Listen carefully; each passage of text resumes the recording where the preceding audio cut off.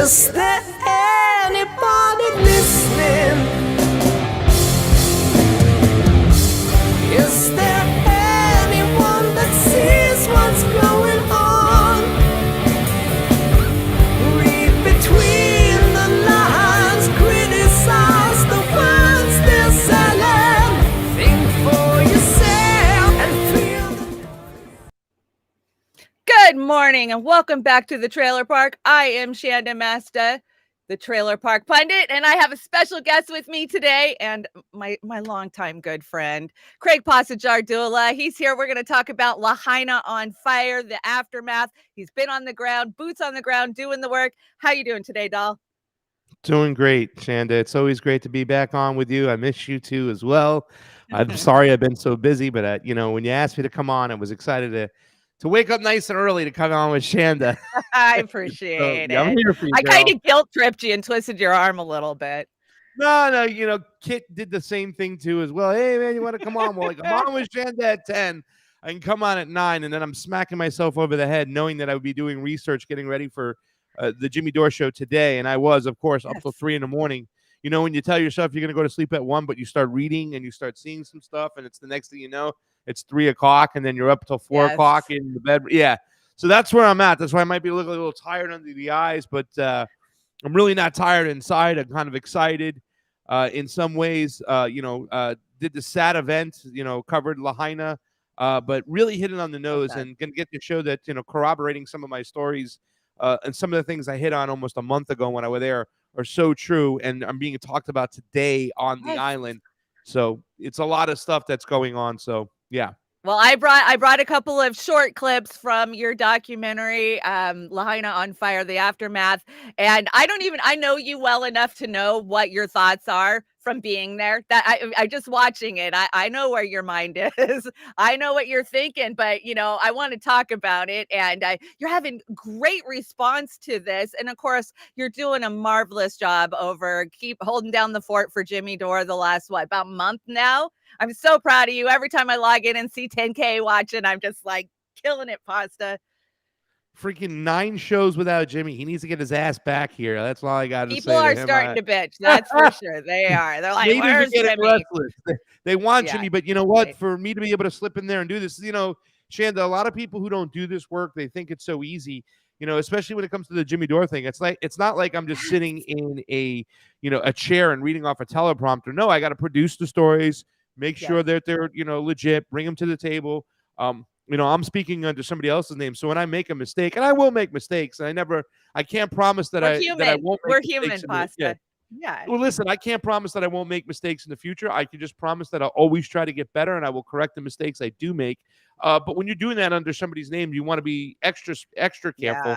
Yeah. So it's been a trip. It's been a hoot. I'm so glad to do this for Jimmy, to keep his channel very relative. Well, he's gone, and it's in the algorithm, because people don't understand. If Jimmy were just to shut it down and go do his stuff on the road and then come back 2 weeks later, the work you have to do YouTube to get back destroys you. It's terrible. So it would really hurt him. The Rumble numbers are up. We got a video that I did from Maui on Jimmy's show. Jimmy was there for this one. He sat in Steph's seat. It was a less than 12-minute video of me recapping my trip to Maui. And it's got over 325,000 views on Rumble. It's one of his top 15 videos. I'm very proud of that. And I'm very proud of this work that you brought me on to talk about today, Chanda.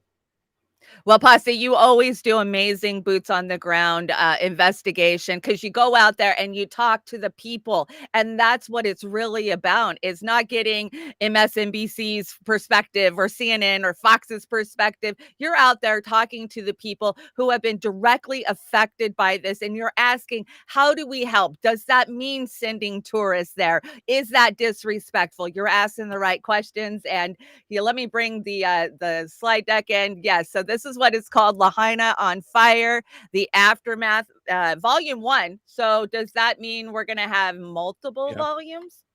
You're going to definitely have 2 volumes. I'm definitely going back. We're set to be towards the end of the first week of November is when we're setting our site, because obviously we got the RFK thing coming up on the 9th. I think that I have to get my butt out there. I've been raising money to do that stuff. So we have to get out there and figure out what's going on over there. So I'm still working out the arrangements with my schedule here in the Jimmy Dore Show and my new channel to figure that out. I mean, Fiorella's in Iran, for crying out loud. I saw that. I know she's receiving an award Crazy. in Iran, so she's over there, and that's pretty awesome. And our schedules are crazy. Congratulations. I have Pete. Argentina in a few weeks, right? We have that. We've been fighting to get to Argentina, but fundraising wise, I don't know if Roy's going to make it. It's We so just kept taking frigging it all goddamn summer. expensive. It's like $1,000 cheapest. $1,000 is the cheapest air ticket, so we have to make arrangements for that. And in between all that, in and out of the This Jimmy Dore. weekend. Yeah. Yeah, that's crazy. In and out of the Jimmy Dore Show, and then eventually to Lahaina, hopefully at the end of the first week in November, and then maybe get back and go spend Thanksgiving with my family, hopefully. So it's Mama Pasta. Mama Pasta. So yeah, that's the schedule. But we're gonna get back out there. We need to get back out there. Like I said, one of the thesis of the movies, one of the 4 things I've learned in Lahaina, about Maui, and it was the last one. It was not going to be a get you gotcha situation. In other words, nobody's going to show up. You have some journalists say, we're going to get to the bottom of this. And like, smoking gun. Yeah. No smoking gun. This is something that has been set in motion for decades. To create the conditions to have Lahaina be a tinderbox so that it would just catch on fire. There's a lot of talk about water diversion, all that situation. Then, we have to also understand that there is no smoking gun, that this is also going to take place over the next several years of trying to pull off, I believe, the ruling class, the elites, managed, orchestrated gentrification in which they want that land and they want those people gone. The assistance for living, a program just ended this last Friday. So some people are going to be out in the streets, and meaning out in the streets, where are they going to go? They can't even, the homeless people don't even have a spot to go to anymore because it's been burnt down. So it's a very tender situation. So we have to get back out there and get more information. So much stuff that was happening then that we talked about is happening now, including this downplaying of the death count, which is we have some new breaking information we're going to talk about in the Jimmy Dore Okay, Dore so let's play a few today. clips and we'll break all this down. I'm going to keep you as long as I can. So I see the chats are going crazy. Love you guys. Thanks for joining us. Normally I shout out the chats and we have a whole routine on Monday mornings, but we're going to skip all that because your time is valuable and precious and I want your impressions. So here is the first clip I brought of your Lahaina on fire.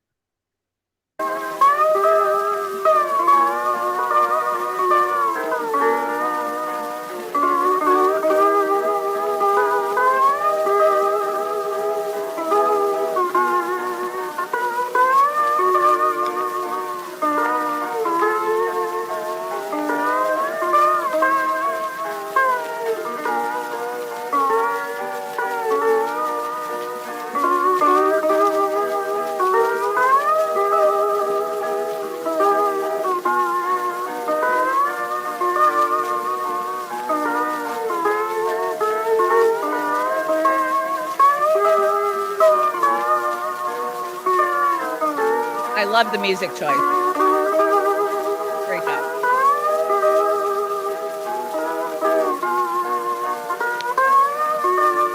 I think this was important to show that the military has it locked down now, right?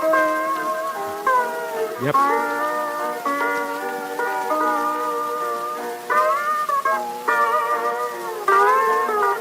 It's almost as if it's like a bomb was dropped. We can't go into the area. You can see down below over there, we got the National Guard or whoever they are, military to your left. They're not allowing anybody in unless you have a house that's standing. Even the people who lost their houses, they told us yesterday, they're not allowed to go into the zone. So they can't have any closure whatsoever. A few things that people reported on right away is that, number one, they feel that number of 150 people dead is a slap in the face. Thousands are missing. And when they say missing, they just haven't been identified yet. More than likely, their fate was sealed in one of those big fires ripping through. Okay, so I thought that was really important to show how the military has locked that down, Pasta. What were your impressions of, do they have control? Yeah, I mean, just recently, they've started letting some of the people back into the burn zones. They've kind of like section them off in zones. So there was a lot of people who haven't gone in and seen their place, and you can just imagine if, this house, some of the houses were 200 years old. Like I talked about, this was the Ugh, capital of Hawaii before the, right. colonization and the Americans came in, and, the empire. So the rich history of Lahaina that's there, and people, that's all they knew. That's their lifestyle. I mean, our job, Chanda, it doesn't really make a difference, right? Like we can be anywhere and do our It job. could be anywhere. For me, my home is not as important as my work because I'm traveling everywhere and going everywhere. But most of the people there, they live there, and that's all they know. That is their life. And could you imagine leaving to work one day and then trying to come back and you're not even allowed to go to your home or your neighborhood or whatnot? It's just, you have to stay away until they say you can come in, and they're using the military to, guard the place, the other, like, National Guard and whatnot. And I will say this much. A lot of the residents, they're not mad at those soldiers in particular. They're mad at the Right. higher ups. They want answers that they haven't been able to get. They're pushing for a lot of answers from everything from why wasn't there any water, why weren't the sirens, signaled, and what's going to happen in their future. They're trying to figure out who their elected officials are tied to, what globalist entities. Josh Green, the governor, was the keynote speaker for Yeah. 15-minute sustainable cities at the UN less than 2 months before this happened. That is very awfully suspicious because he talked about, maybe Maui being one of those cities. Well, guess what? Now you just wipe out a whole area, you wipe out a lot of people, and you got your starting spot. You can call that conspiracy theory. You can call it conspiracy truth, whatever you want. You make the decision. And that's the beautiful thing about this movie, Chanda, is you don't have to believe Craig Pasta Jardula. I went and got the Right. information straight from the horse's mouth, and that's what I'm most proud of. Yeah, and you make such a great point about the locals not being mad at the military. Those are our sons and daughters. Whether we agree with what the military is doing, those are Yeah. still, our families out there. And so retaliating against them. What about the local police?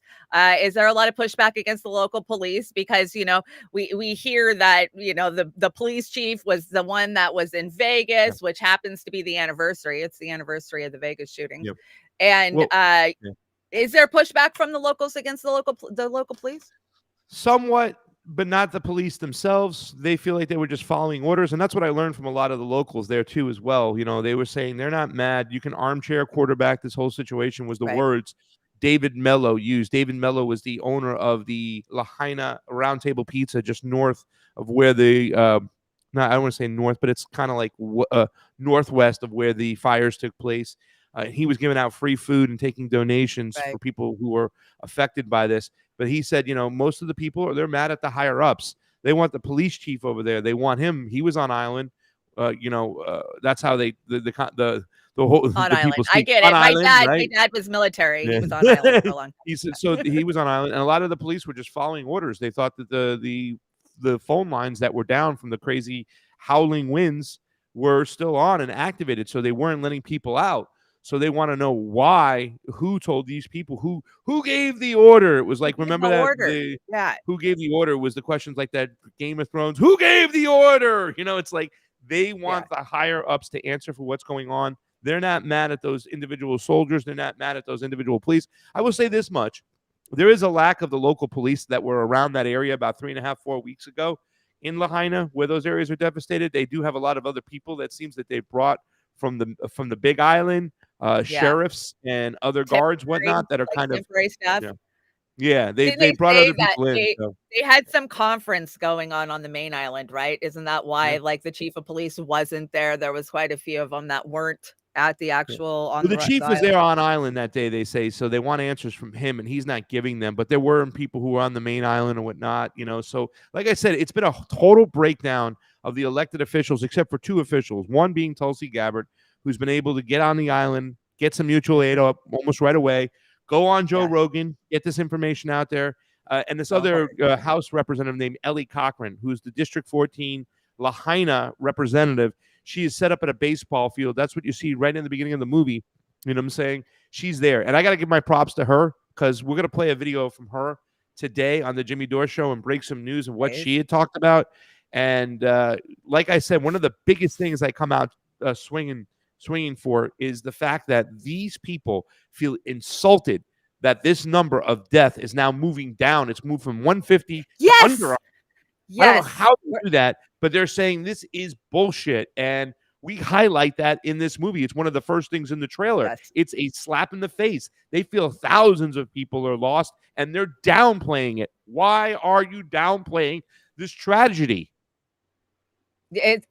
Pasta, I couldn't even imagine what it would be like to lose part of my family, my whole entire family, and then to have my own government locally gaslight me and tell me, no, those people are not gone. Yeah, I can't even imagine. So here's the next clip.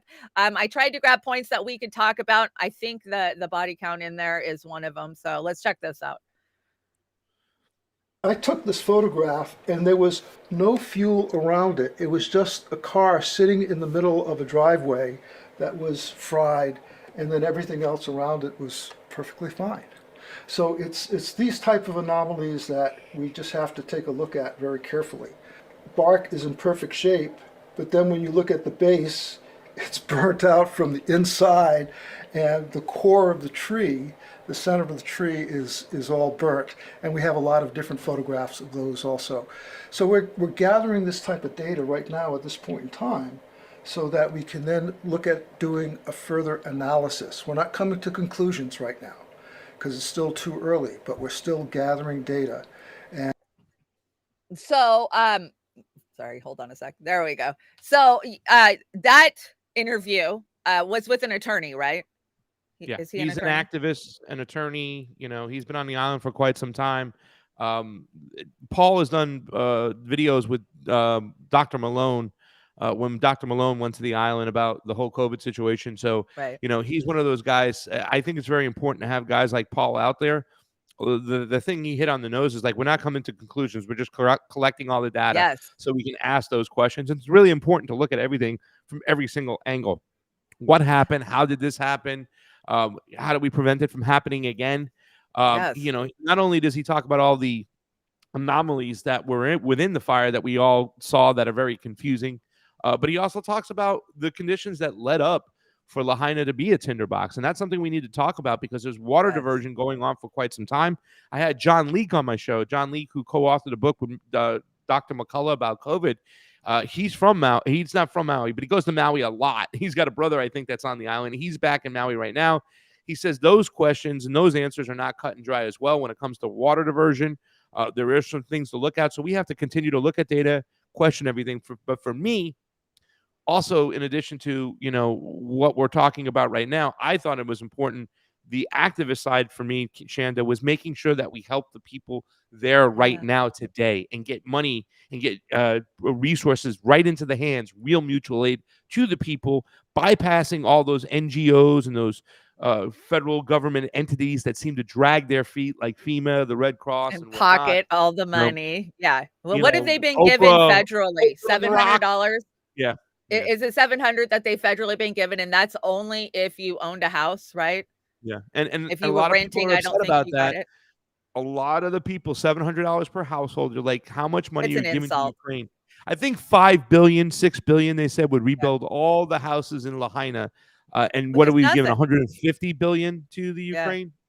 Crazy. So now that they're gathering this data, what does an independent investigation, because we can't just turn this information over to the federal government and have them fix it and admit their mistakes, because that's never going to happen. What independent body has any kind of say to actually, put this out there and go against the government's narrative? Well, that is the sad part, Shannon. It's part of the reason why I went. I remembered Cynthia McKinney trying to get a third-party investigation in 9/11, trying to get a third-party What? investigation in Katrina. But also, too, she highlighted that there are a lot of people out in the streets. And when the mainstream media just packed up and went home, when all these victims of Katrina had no place to go and nobody was telling them stories, bells just went off in my head. And that's why I'm like, I got to get to Lahaina and tell the same story, because it's just disgusting that the mainstream media is packing up and going home. Well, I don't know if we'll ever get a third-party investigation, and they won't let a third-party investigation get in there and take a look at the rubble, the remains, what's going on. I've heard that they've been spraying some of that.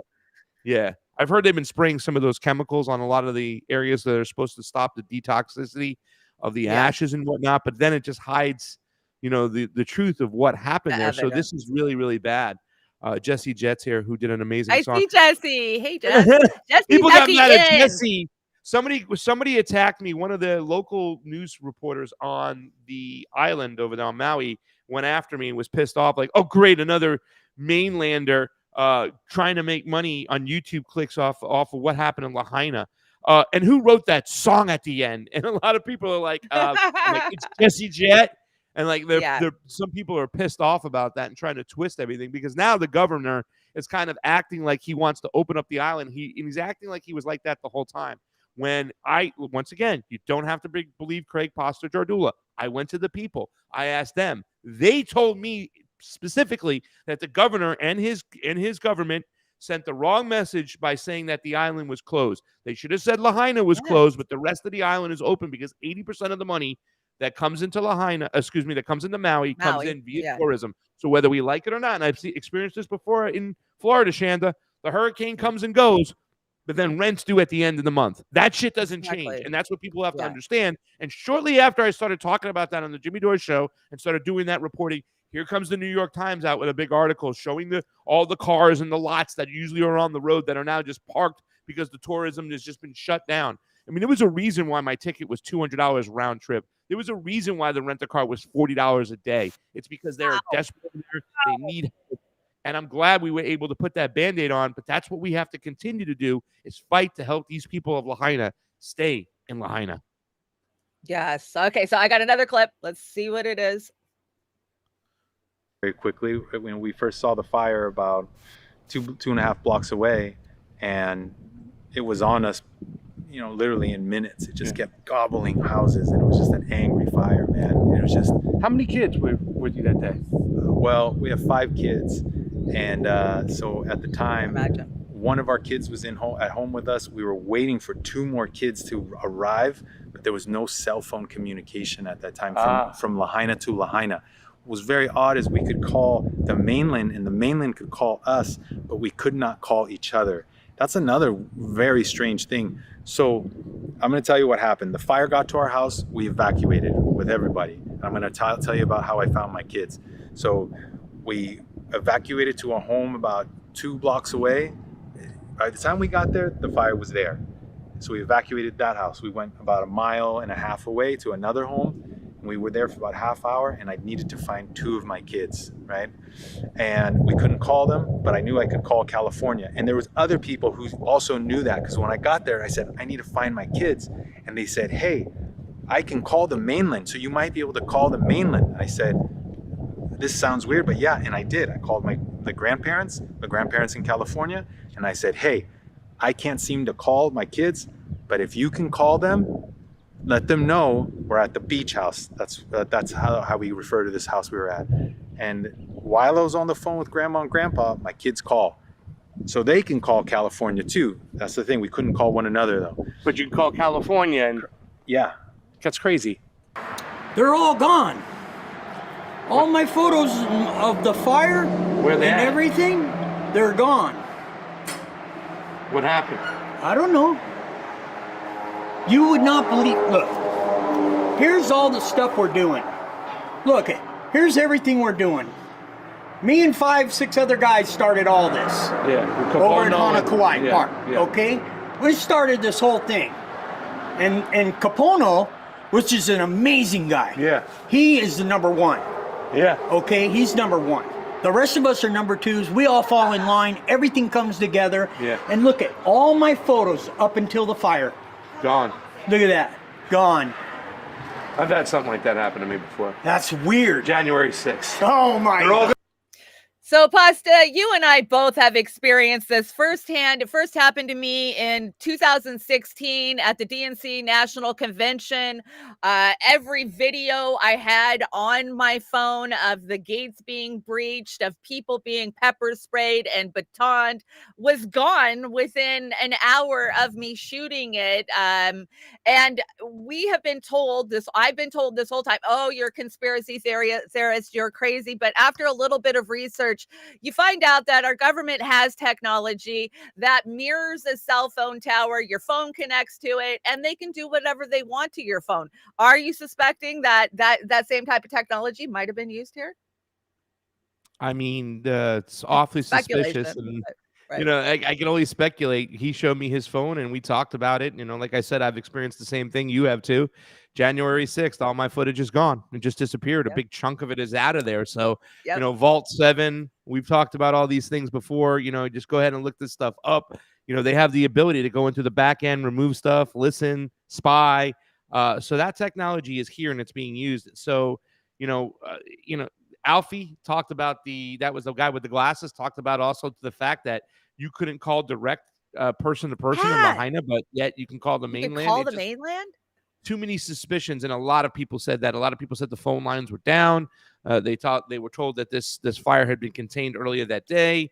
There was no warning on their phones, no sirens. And that was the thing Kelly had already talked about. That same guy, Kelly, which is the Howley with the orange hat. He also tells a story in this movie, and that's why I'm telling people, go watch this movie. There are nuggets in there. There are delicious nuggets in there of information that you won't get anywhere else because, I went and did the due diligence and just listened to the people, do what I normally did. And, he talks about, like, the fact is we're sitting there in our bed and we get a warning. And Tulsi Gabbard would talk about this all the time. Missile coming. This is not a warning. The sirens would go off. It was on their phone. But for this, and he goes, we got nothing. Nothing. And it's just suspicious as hell. It's like, wait a second, hold on. So there's a lot of just weird coincidences and too many things that you say, this is just too weird. You know what I'm saying? Like I said, it feels like an managed orchestrated gentrification. And they want this area. It's obvious to me because they're not giving anybody any transparency on what happened, why things broke down. When I say lack of transparency, there's a lack of wanting to tell the truth. They're hiding, and it's very disgusting. Well, here in the trailer park, we like to explore conspiracies, and since the moment that we started reporting on this, there is so much that just says it was pre-planned. But for today's show, I didn't want to get deep into any conspiracies. I'll do that on my own time, and I don't want to deter people from watching this because that's not what this is about, absolutely at all. But there's things that we need to talk about and address because like with the missile testing system, we know that the emergency alert system is going to be tested this week, as a matter of fact, but yet they couldn't use it during a major fire, and then with the kids being just let out of school and told to go, they didn't know where they were going. And then you've got the police blocking people into town. In this movie, I didn't bring the clip, but you have interviews with people who say police turned them around and pushed them back into the fire multiple times. Holy cow! That's one of the things that it's just very, very sad when you think about it. People were told they can't get through; they have to go back, and one of the first interviews, the guy Jonathan, he's yelling at the cops. He's saying, "What are you doing over here?" But I will say this much: like I said, a lot of people are not mad at the locals, the low level entry guys. They're mad at most of the people at top, and that's where they want the answers to come from, those people on top. So it's quite interesting. Well, and we might get a few sacrificial lambs like we did with the emergency alert guy. He resigned and stepped down, the one who officially said, well, fires aren't included on the emergency alert. They clearly that's are. not what it says on the website. Yeah, exactly. Okay, we got one more clip here. I think this might be the last clip, but then I got a few others. Aware of all of this to begin with, but I'm on it now. But the Native Hawaiians had gotten an opportunity to apply for permits to have priority to get water to their homes, and that happened last year. And the permits were due, the applications, the day before the fire. And that to me was like, whoop, now we're on to something, right? Wow. The other thing that was a huge concern was that the governor came out right away and started pushing this narrative that the Native Hawaiians don't want there to be water to fight fires. And it was very, I'm just going to say creepy. I don't like... When did he say that? What did he say? Within like a day or two of the fire, he said, I can't give the exact quote, but along the lines of, there is an issue with, the Native Hawaiians not wanting that water to go to fight the fires, and I'll let you, figure out what that's about, kind of a thing. It was very... Pasta, I saw a Creepy. report. Yeah, it is creepy. I saw a report yesterday. It wasn't on the island of Maui. It was on, I think, the main island. But there was a golf course that was owned by the military that's now being rented back to the state, where tens of thousands of gallons of water have been leaking underneath the golf course, and they know it, and they just decided not to do anything about it. I mean, there's so many stories and instances of how the water is being robbed from the people in Hawaii. I mean, we've heard it over and over. It's being taken for the military. It's been taken for the big farmers, the big, corporate owned farmers. And then when they're done, they just leave it dry and it becomes a tinderbox. How was it when you were there? Could you physically see why it was so dry and why it would go up so fast? Well, yeah. I mean, when you go to West Maui, it's dry. You go to East Maui, right? It's wet. It's green, and that's Where's the the whole tourist? difference East with- Maui? Yeah. Yeah. West is Lahaina, right? So you go to that part of the island, it's just dry as can be. And from what I had heard is that when the sugarcane industry had left in 1999, 2000, they stopped the irrigation to that location, right around the Lahaina over there. There had been talks that there was some water going to some of the local farmers and stuff, but a lot of people talked about water diversion for quite some time. The whole thing about that whole situation, and that was a good little clip you brought from Tina Leah, who's one of the activists on the island. She actually does a lot of studies on the mosquitoes, the Bill Gates mosquitoes that they're trying to put out there. Yes. What could go wrong, right? Oh, Like my when you're going to argument. freaking bioengineer mosquitoes to try to get rid of the mosquito population over there, they said is out of control and hurting the bird population. And Maui's one of those interesting places because there's a lot of things that are not indigenous to the island that they brought Not to the native, island that yeah. are now there. The mongoose population was brought, and they brought the mongoose population to try to control the rat population. The only problem is they brought a day mongoose to go after a nighttime rat, and that's been a big, huge problem. So The they have mongoose situations sleep. like that, including the That's grass crazy. that was by some of the grass in the areas near Lahaina. The grass was indigenous to Africa that they brought in for the cattle back in the days over there.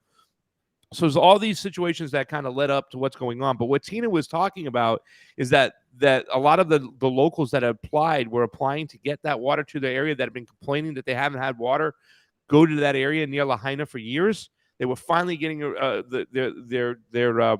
their request heard and getting the water sent. So those applications were due the day before the fire. But guess what? After the fire, another emergency proclamation. All things are off the table again, and the state's controlling now the water. It's just too many coincidences, Chanda, and it's just awfully suspicious.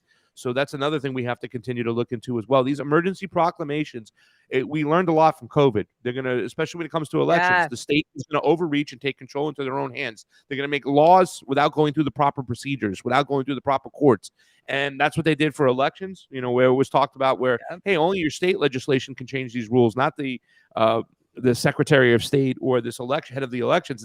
It doesn't work that way. Well, Lahaina, Maui, it's got a lot of the same things. They want to do an emergency proclamation right now to look at Give, Send, Goes and GoFundMe's to audit them, to shut them down. Yeah. So it's like they're going to use the bad players to go after the good players, because we know at the end of the day, when it comes to that money, those distribution centers and whatnot, the state wants to control those. It's because it's a business, right? People got to get their hands in the cookie jar. And there's a lot of Give me that people controlling money. those things. So you can't have the citizens helping out the other citizens. It has to go through the proper channels in their minds. So they're going to do another emergency proclamation. They've floated that idea to shut that down. So that's why I went to that island, to highlight those people who need that help.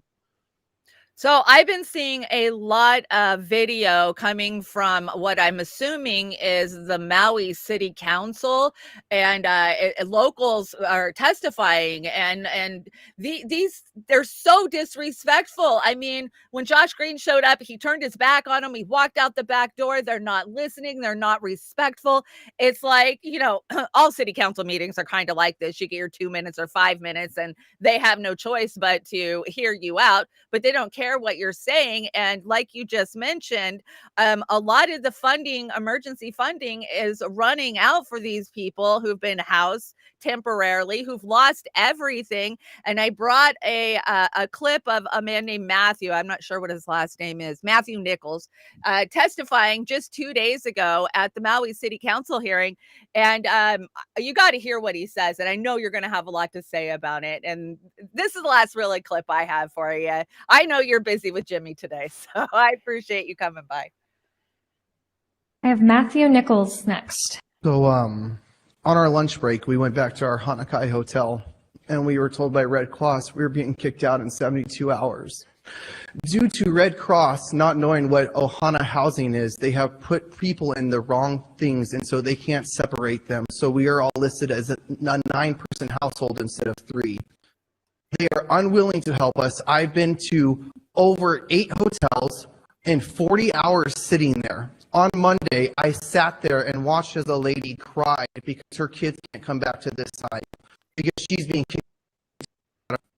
I sat there for 3 hours, freezing, waiting for someone to speak to, waiting for someone to get housing, because after the fire, I lived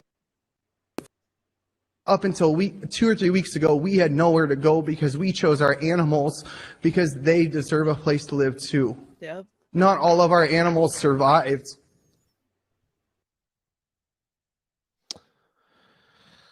Yeah, I was going to play that clip today on Jimmy Dore. I'm still going to play it too as well, but I have some articles that will talk about what's going on. A lot of the housing is ending right now. This Friday, they said, and there's thousands of families out there that are going to be out in the streets. And there's also situations where we have people who are undocumented workers that don't have the proper paperwork. They're going to be thrown out too as well. And I know a lot of people might say, well, they were illegal anyways or whatever, but that's just shitty to say that. You know, these people have no place to go right now, and their assistance is ending, and they're going to be thrown out on their tuchus. And that's why, you know, I knew this day was coming, and I know it's going to be hard. But at the end of the day, like I said, the most important thing is we help the people of Lahaina stay in Lahaina by offering them direct assistance, direct mutual aid. But this is going to be backbreaking right now because there's already a lot of people, Chanda, that left the island. I spoke to people over there, and they're like, hey, you know, my cousin, his house got burnt down. He's not sticking around. He's already in Florida. And that's the stuff that's going to happen. There will be slave laborers on the mainland, and that's what they want. And they want those people gone. So this is going to help obtain that goal by whoever's behind it. I mean, can you imagine? People are still facing their trauma. They still don't even have their head together. They lost everything. Some people lost family members, loved ones, their house, their business, the whole 9 yards. And you're going to throw their asses out on the street. And the thing is he goes on, Pasta, to say, you're locked up for some reason. I'm hoping the internet will kick back in. But he goes on to say that as he was sitting outside of this hotel that they had put him in temporarily, he saw the sprinkler system turn on 12 times in a damn day. And he pretty much tells us that the council that you're not giving the water to the people, you're giving it to the damn tourists. You're giving it to these big conglomerate hotels so that way they can have green grass when the tourists are there. Yeah, that's exactly what's going on. And like I said, there's been a talk there we go. of quite some time of water diversion for quite some time. And, you know, I don't think it's as cut and dry as people think it is. You know, that's why I brought John Leake on to talk about it. But, you know, that's what I'm saying. When that lady in the movie, Tina Leah, she went back and she's learning as much as we can. She's trying to go back and see what's going on. But that's another thing. They don't want to answer on why they had issues that day itself. Why was that water not turned on? They don't know. And they haven't got those answers, and they deserve those answers. And it's a shame that the elected officials are hiding that. Like I said, we have 2 officials out there, whether it be Tulsi Gabbard, who's an ex-congresswoman, doesn't even have a position right now, who showed up on the ground, and Ellie Cochran, a House representative of the Hawaii 14, who set up shop there, and she's facing the fire because she's part of that government too as well. And even though she's willing to tell the truth and speak the truth and get pushback from her I don't want to say cohorts, but her other elected officials, her coworkers, she doesn't care. She's going to speak the truth, Republican, Democrat, and that's what we need. And we need to highlight these answers. This has just begun, this fight, this story, and we can't let up. And that's why I plan on returning to the island in the beginning of November. Okay, I was going to ask, so my final question is what do you think the most important focus is for independent media who is on the ground, who, you know, is fighting to get answers, and not only that, make people aware of the suffering that the locals are going through? Is it a good idea as a tourist to go there? Yes, it is. It's definitely a good idea. Go to Hana, go to Paella, stay away from Lahaina. But if you got to go through Lahaina, go grab a couple cases of water and some gasoline and bring it on through and drop it off at the distribution centers. But that's the thing. They're trying to close down those distribution centers, right? Yes. and also kicking people out in the street. So, the best thing we can do is just highlight what's going on there. Continue to tell those stories. Find local journalists that are, talking about what's going on and highlight their stories. This is long from over. It's going to be years before they can break around and put up those houses and whatnot. So if we can find a way to help the people stay there until they get back their land, their houses, that's the best thing we can do. But this is a long way from being over. There is no smoking gun. There is no gotcha. This is going to play out over the courts, the city councils, and we just need to continue to highlight what's going on and help the people as best we can. Because, like Jesse Jet says in his story, if you don't pay attention to this fire, a fire will come for you. And it's going to come for all of us.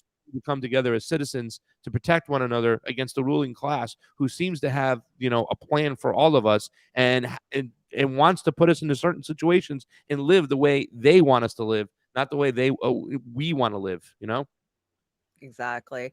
So, Pasta, you're doing a lot of great work. I'm so proud of you. So, we've been working together for so many years now, and it is a blast to watch you and Fee slay it in your individual journeys. And you're hosting Jimmy Dore this afternoon, right? Yes, I am. All right. Well, I don't want to keep you too long. I know you're very busy. I appreciate you. I don't know why we locked up. You've been locked up for the last 5 minutes, but I'm just so proud of you. I'm hoping that you can get out to the RFK Jr. announcement, because nobody has got to these candidates and asked the hard-hitting questions like Craig Pasta Jardula. I'm so proud of you. You're killing it. Thank you so much. And if you got a few extra bucks, go watch the movie Lahaina on Fire on that YouTube. And if you think it's worthy of a movie ticket, throw $20 into Give Send Go, Lahaina on Fire.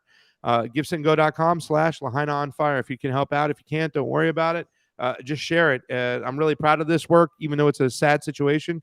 There's a lot of trauma going on, and we're going to continue to pick up the pieces and report to you. Volume 2, look for that to come out in a couple months.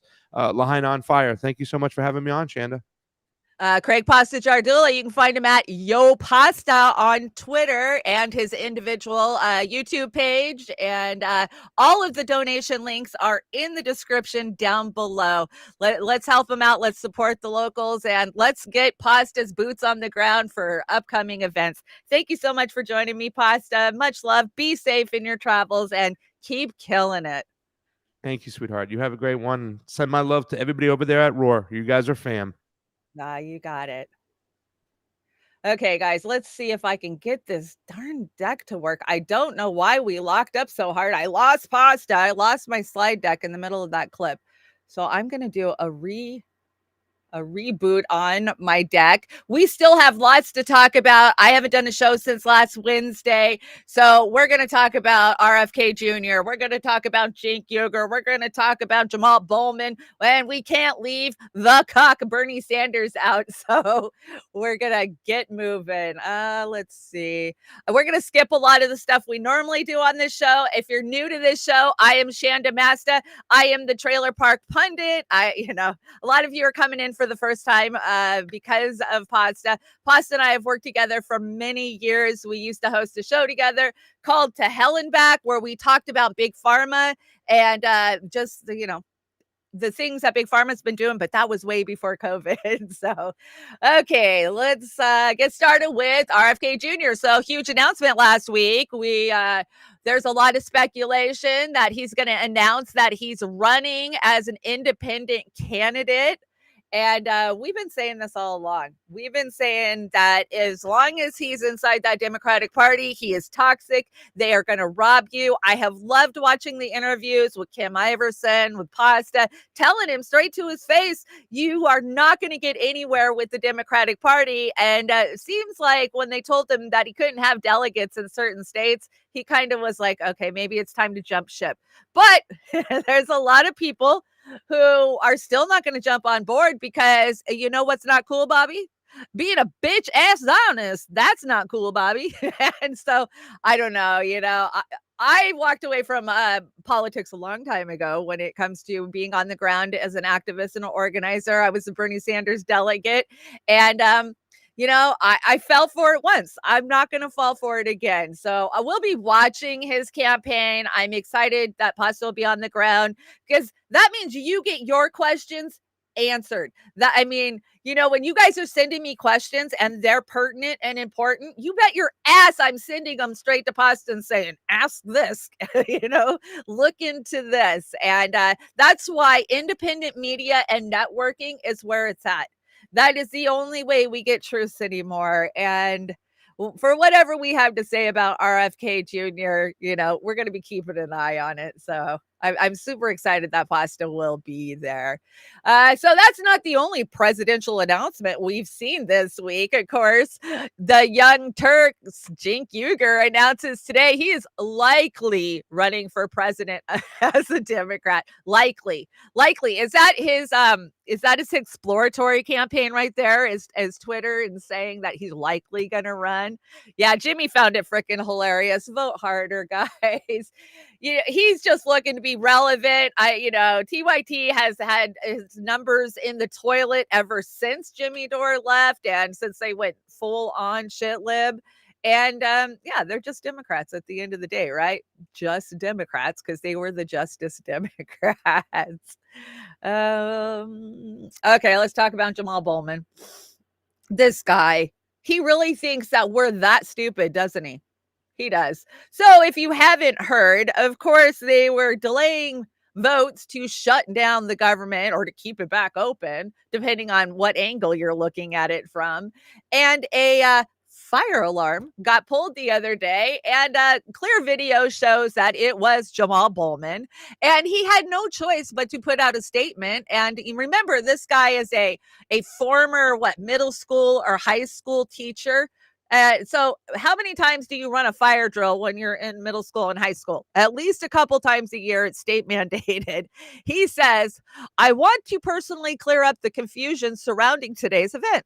Today, as I was rushing to make a vote, I came to the door that is usually open for votes, but today would not open. I'm embarrassed to admit that I activated the fire alarm, mistakenly thinking it would open the door. I regret this and sincerely apologize for any confusion that it caused. And there's another paragraph where he goes on lying, saying he didn't know.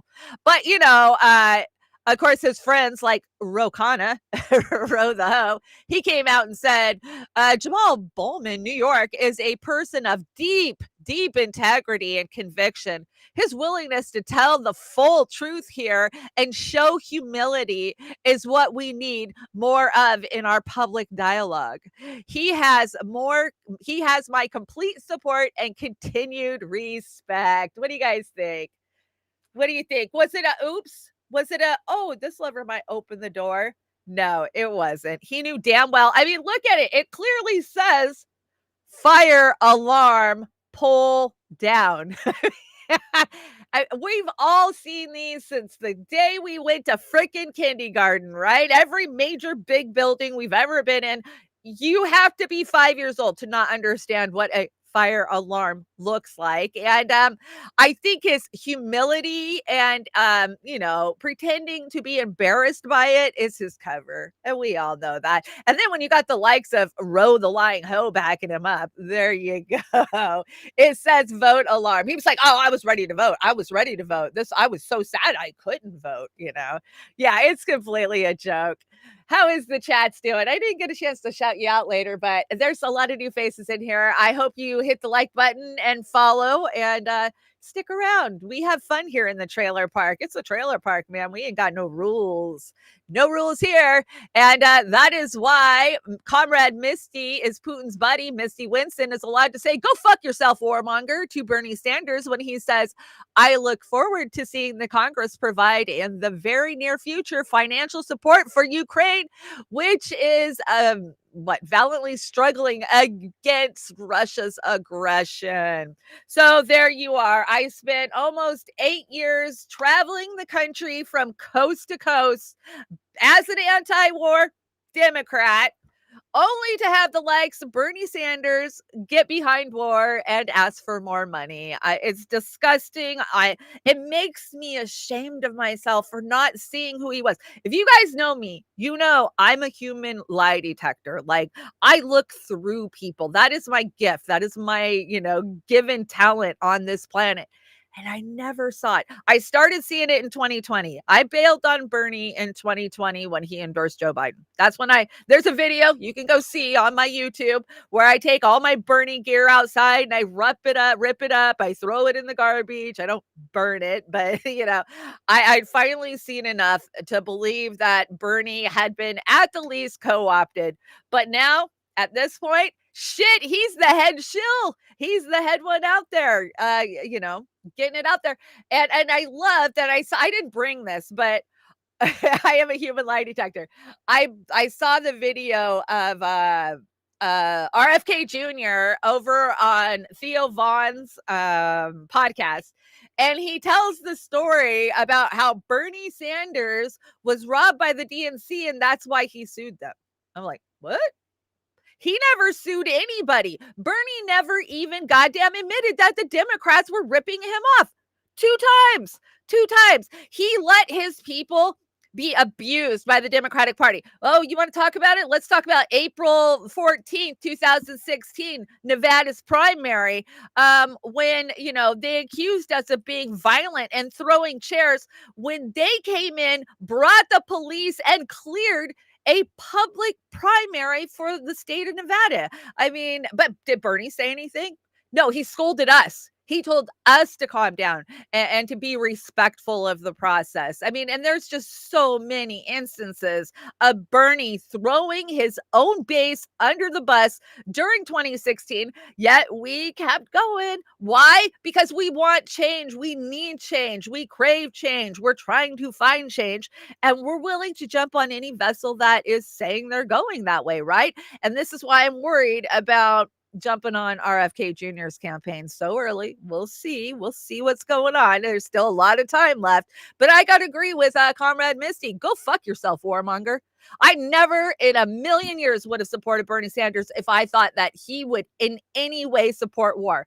I don't care who is seemingly right on an issue of war. The Russians, the Americans, the Ukrainians. Fucking people are dying. Young children are dying. Homes are being destroyed. Lives are being destroyed.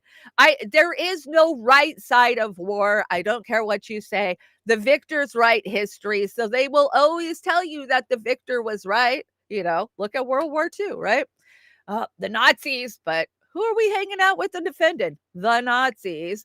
And, it just makes me sad because is Seth Rich up there in heaven going, I gave my life for this coward? Because he did. He did. We all know that Seth Rich was the leaker. The WikiLeaks was not a hack. It was a leak. So this is Seth Rich, the DNC staffer who leaked emails to WikiLeaks before being shot in the head on December 11th, July 10th, 2016. And it just makes me sad. Man gave his life for Bernie, and here we are, the cowardly little lion. But and why did Bernie do that? Why did Bernie refuse to stand up against the Democratic Party, to call them out, to run independent like we begged him to do, to even contest the 2016 election, primary? He could have pulled a bunch of shit in that convention. That's the whole reason we were there. I trekked across the country with 27 other crazy ass strangers to be there in case he needed us to support him if he contested that convention. We were going to a contested convention, and that is not what happened. He rolled over and gave all of his delegates to Hillary. Why? Why, you ask? Because he didn't want to be Ralph Nader. And Throne of Blood nails it. Funny how Bernie Sanders says he didn't want to fight the Democrats because he didn't want to end up like Ralph Nader. Now Nader ending up exactly like Bernie Sanders, a complete flaccid Democrat bootlicker. And yeah, I got to tell you guys, kill your idols, man. Kill your idols. Very sad to see these, we saw this with Chomsky, to a degree. We've seen it with Chris Hedges. We look up to these guys because they're dropping truths, but then when it comes to an important issue, they always side with the moderates. And why? Because they don't want to be cast out of this. They don't want to be thrown out of the game. And yeah, it's just gross. So if you know anybody who wants a couple of autographed Nader books, I got them. I'm going to start giving them away as prizes. Ralph Nader doesn't want to be Ralph Nader. So sad. Yes, for sure. And yeah, Mel Gibson thinks that's hilarious. He always does. So to finish up this segment, this is what Bernie says. Let us wage a moral and political war against war itself so that we can cut military spending and use that money for human needs. Now, this was April 29th, 2012. Was that a different Bernie? Because he seems pretty anti-war in this tweet, but he's definitely not anti-war anymore. And anytime, you guys know, I leave Seth Rich on my deck as much as I can. And Julian Assange is always on my deck because those are true unsung heroes, not these fucking politicians that are buying lake houses and going on book tours and doing literally nothing for us. Name one thing that Bernie has done for us in years. In years. Oh, got the cost of insulin down because he talked Joe into it. I don't even think that's a done deal. And I've yet to see insulin be $30 where I live, and I know I'm with the diabetics. So it's all just lies, smoke, and mirrors, and surviving to live another day. Okay, I gotta tell you, I gotta warn you guys, viewer discretion. This clip is gonna piss you off like it did me. Now, this is from Turncoat Don. If you're not following Turncoat Don, he makes me laugh on a daily basis, so make sure you are. But this is a Billy Maher clip, and this is Mary Catherine Ham, who is a CNN or was a CNN, I don't know, she was a commentator or whatever they call them over there. I don't watch CNN, only to find you cream of bullshit every Saturday. And yeah, let's watch the clip and then I'll read you some of the tweets. The original sin where you talk about law enforcement problems and Republican attitudes toward law enforcement, particularly as the FBI on this stuff, the original sin from both media and the intelligence agencies and federal law enforcement is the Russiagate stuff. And the reason that so many in the party, and I'm here as the translator because I'm not one of them, but so many in the party accept so much of Donald Trump's behavior is because the Russia stuff was a lie and nobody paid for it. No, it wasn't. Well, it wasn't all a lie. Yes, it's not all a lie. You guys have been ripped. Are you going to do Steele dossier on me? No. Well, some of the Steele dossier was true. Okay, this did Mueller report for 3 years. Yes, and Mueller never said he was innocent. And the whole time, I'm like, guys, I don't think he's a Russian plant. And everyone on CNN set is looking at me like I'm crazy. And at the end, we get to not much there, which was the case. There was quite a bit there. There was a lot there. There was a lot there. Yeah. There was collusion we never had before. That was all paid for by Hillary Clinton. That a president would do that. He just did it in public because he's insane. You do know that. No, I think one of the advantages of being insane. And most of it, probably none of it was illegal, right? So I mean, this was always David Frum's line. Everything he's doing is in plain view, and it's not illegal. He's just violating every political norm we have. Except there were things that were illegal, like using the FISA court to spy on American citizens in ways that they should not have done. That was legal, but that wasn't him. That's right. And the fact that the Hillary Clinton campaign was partially responsible for funding this dossier, which partially came from, wait for it, Russian disinformation. It was, and then it started this cycle of media circle jerk, and then we had 4 years of that. I think it was his own election authority guy who said something like, I can't believe I have to explain this, but it is illegal to accept anything of value in an election from a foreign national. He accepted things of value. His like campaign Uranium manager One? was trading campaign information with a GRU agent. That's not collusion with Russia? What about the meeting with Don Jr.? I have dirt having Paul Manafort run your campaign. I don't, Paul Manafort has been did illegal things, right? It's just like Paul Manafort is like a 200-pound gold bar in the closet. I mean,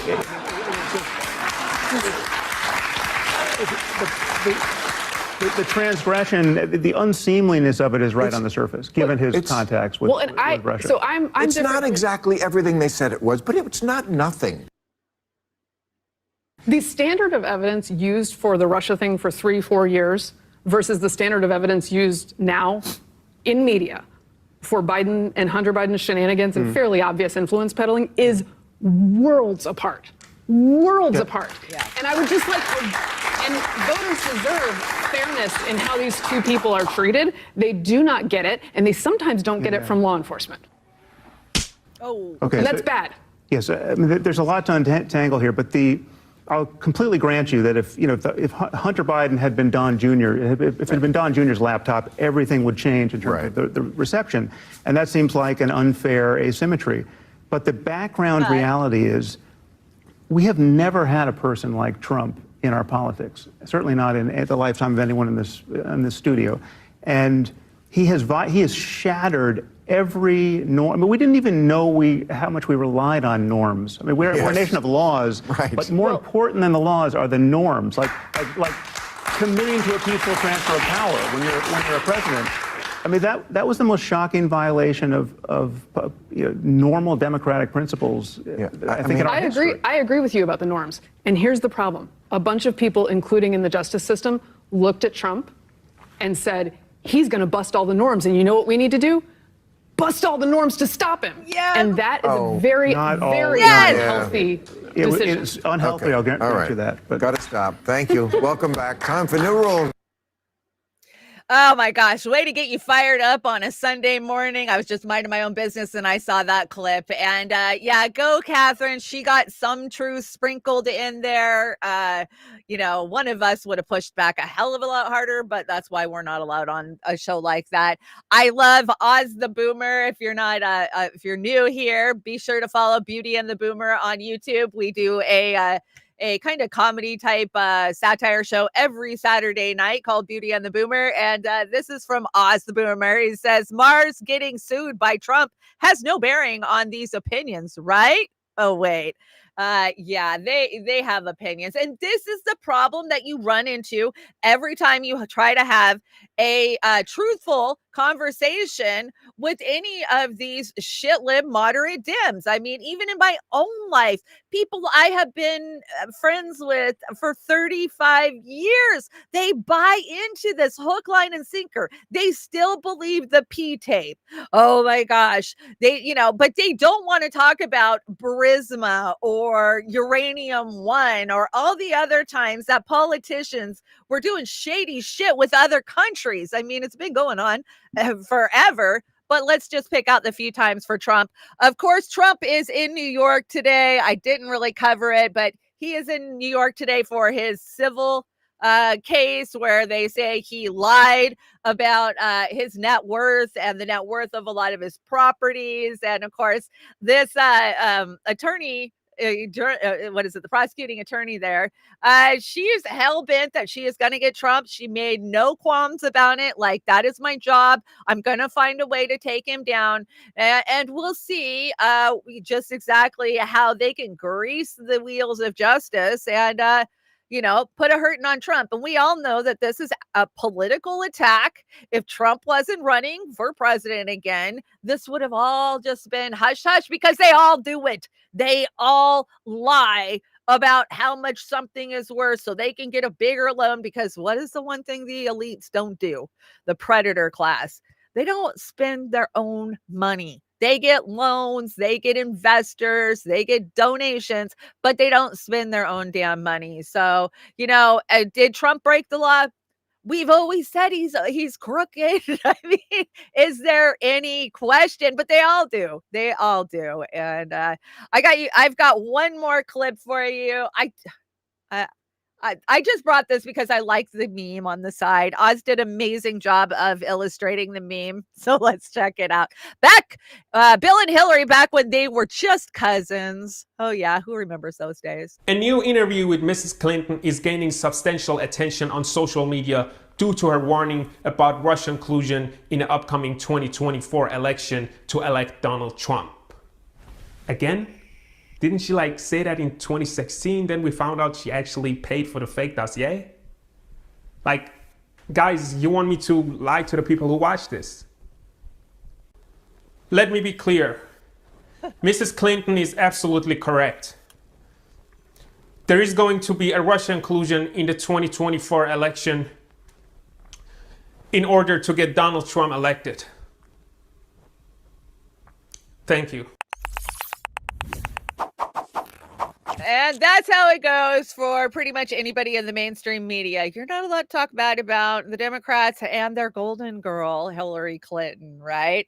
So we all know that one of Hillary Clinton's campaign managers is now over steering the ship for Cornell West, but there's a lot of talk about the kind of money that's being spent and these fundraisers where, it's $1,000 a plate to come in an independent grassroots candidate. That's not the way it goes. And you guys know I just love this picture of Cornell. It cracks me up. So I leave it on my deck. But some information is coming out about Peter Dow and the money that he was making when he was over running Marianne Williamson's campaign. And as you can see, this is from this year.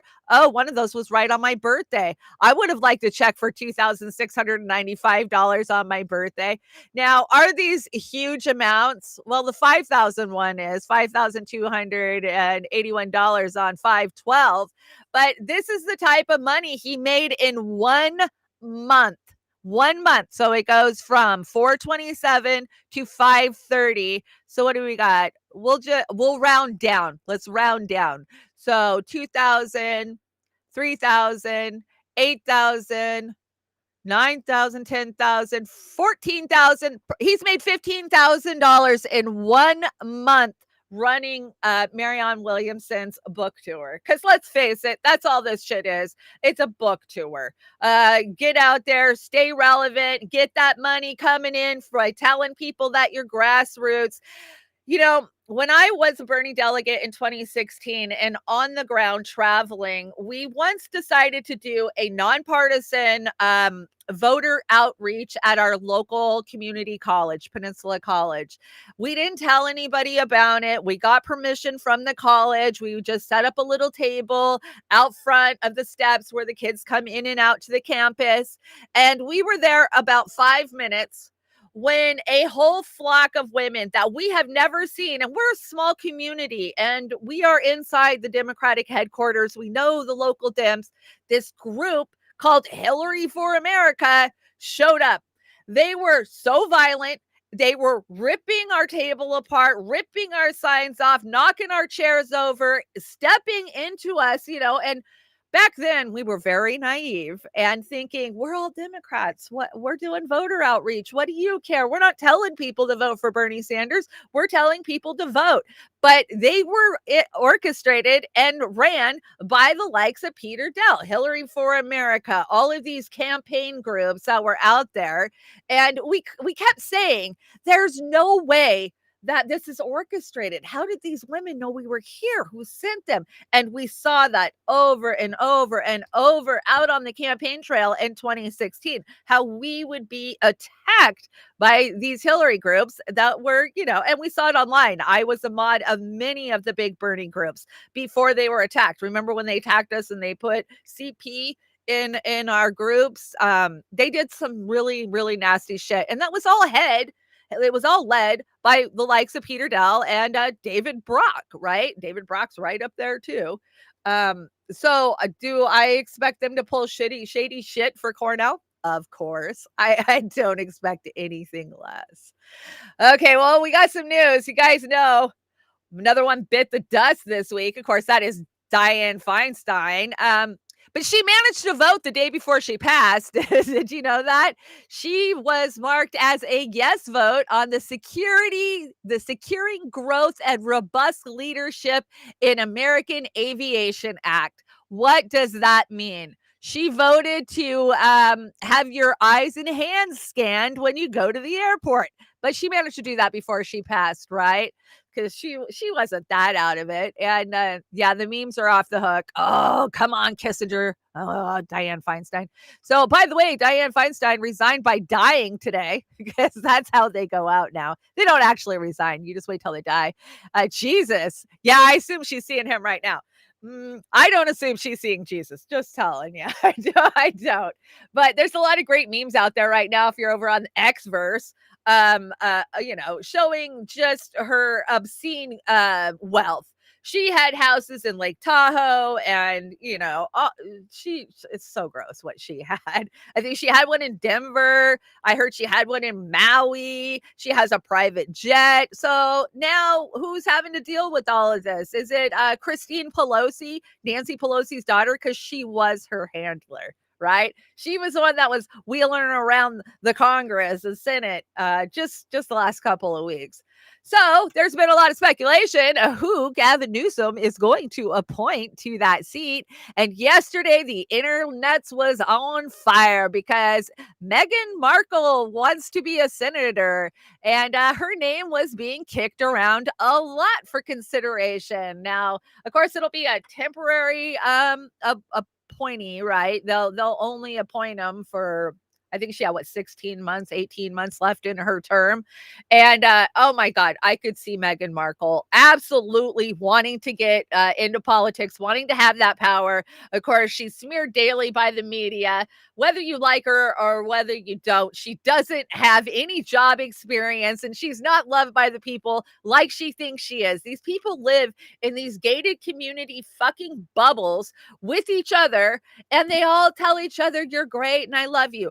Oprah, the Obamas, Bruce Springsteen, the Hankses, right? They're all just one big close-knit family, and they're not in reality or in touch with the actual working class or poor of this country. But hey, I would make a great senator.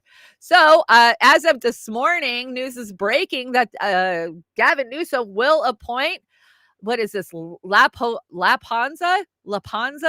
Butler to fill Diane's seat. I don't know anything about this woman. It broke right as I was going live, so I thought I'd throw it on here. And she is the president of Emily's List. That's all I know about her, right? And Emily's List is more of that cliquey, gated community bullshit. Working class people don't go on Emily's List. I promise you, we don't. That's for people that are making a good amount of money. We'll see. Yeah, is it a scam? I don't know. We'll follow up on Wednesday when I get a chance to actually look into it. Yeah, I'll get a chance to look into it, and we'll do a report Wednesday on who she is and just why did the establishment want her. So there you are. Did you guys happen to see the State Department telling the truth? This is just insane. I know it's been played on a couple of other channels.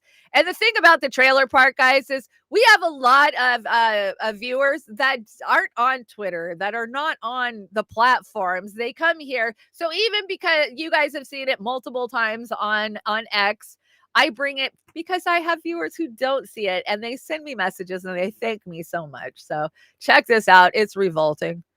So welcome to the State Department. Good to see you're in the exercise of transparency and democracy. So this is just crazy. Anyway, welcome to the State Department. I think we have some interns in the back. Welcome. Good to see you in this exercise and transparency and democracy. Is that what it is? Sorry, I didn't mean to break. I thought it was an exercise. An exercise in spin and obfuscation. Yes. All right. Can you tell this is my last briefing before vacation? Anyway. Having a good old time at the State Department. He might have been still partying from the night before when they rolled out Hillary's new portrait. You guys saw that last week, her State Department portrait. Yeah, he said the quiet part out loud. We know that the State Department is the furthest thing from transparent or democracy. And more than once, this spokesman, I forget his name now, has told the truth like that. And of course, you heard the voice of one of the journalists that actually pushes back on the State Department. So there you are. The quiet part out loud. Let's talk about Ukraine. There's lots to talk about with Ukraine. So we're going to start out with a new law on military registration of all women. All women for military service has come into force in Ukraine. The obligation applies to all Ukrainian women ages 18 to 60. 18 to 60. I'm 50. No way would I want to go out and be fighting in a war. In most cases, girls liable for military service turns out to be physicians with qualifications as doctors, dentists, OB-GYNs, let's see, nurses, pharmacists, phlebotomists. Yeah, they need the women. Even if they're saying it's just to be a doctor or dentist, we know that it's called the meat grinder for a reason, and they're running a little low on men 18 to 60, and this is just insane. How would you feel about getting called up at your age to go to war? Yeah, I might be. Where do you run to? Right during the Vietnam War, you ran to Canada to escape being drafted. Look. Or you have bone spurs like Trump, but you do something. Wasn't it Bush? Bush ran to Canada, or was it Clinton? Which one ran to Canada? Come on, tell me. One of them did. This is just completely insane and shows you where they are actually at with this war. They're having to rely on forcing women to get out there. This is comedian. Yeah, no. I came across this meme. We do a lot of memes here at the trailer park. Quote from a Hungarian Jew from the documentary The Last Day. People wonder, how is it that we didn't do something? We didn't run away. We didn't hide. Well, things didn't happen at once. Things happened very slowly. So each time a new law came out or a new restriction, we said, well, just another thing. It'll blow over. When we had to wear the yellow stars to be outside, we started to worry. Anyone see the parallels? I do. I see the parallels. You know what? I keep saying it. We keep bringing it up. It's the frog in boiling water, right? You turn the heat up slowly. The frog doesn't realize that he's being boiled alive. Therefore, he never jumps out of the pot. And that's how they do it. They implement and they roll this out so slowly on us that we just keep going along because, hey, it'll blow over, right? Well, the Ukrainian war is not going to blow over. And, we saw the Democrats fighting the Republicans because the Republicans fearlessly stepped up and said, no more money for Ukraine, or we're not going to fund the government, right? So I saw a lot of people out there last week praising the Republicans. Oh, look at the Republicans are anti-war. And I had to keep saying, people, come on. They all have the same donors. BlackRock, Raytheon, Boeing, Honeywell. Come on. They want war just as much as the Democrats. We have a uniparty in this country and they both love war. So yesterday's Face the Nation, our favorite Southern belle, stopped by, Lindsey Graham. Have you asked Donald Trump, your friend, to come out and publicly support more aid to Ukraine and to push some of these skeptical members of the Republican conference? I'll leave it up to him to what to do, but he wanted to get out of Afghanistan. Well, Vladimir Putin has been praising him for his comments about Russia and Ukraine. Here's what I'll say about President Trump. He did not pull the plug on Afghanistan, even though he wanted to. The biggest mistake we made since the war on terror is withdrawing from Afghanistan. To President Trump and anybody else, if we pull the plug on Ukraine, that's 10 times worse than Afghanistan. There goes Taiwan. To stop funding Ukraine is a death sentence for Taiwan. Putin will keep going. You missed all of World War II if you don't know how this movie ends. To the Republicans who say Ukraine doesn't matter to us, you're wrong. Respectfully, you're wrong. The war gets bigger, not smaller. There goes Taiwan. If Ukraine can beat Russia, China's less likely to invade Taiwan, and Putin gets stopped. Okay, so here we are again. There's so many parallels, we have to be in Afghanistan because of 9/11 and Iraq. I mean, they always just slowly inch us there, right? And his whole argument is if we don't support Ukraine, then Taiwan will fall and China will beat us. And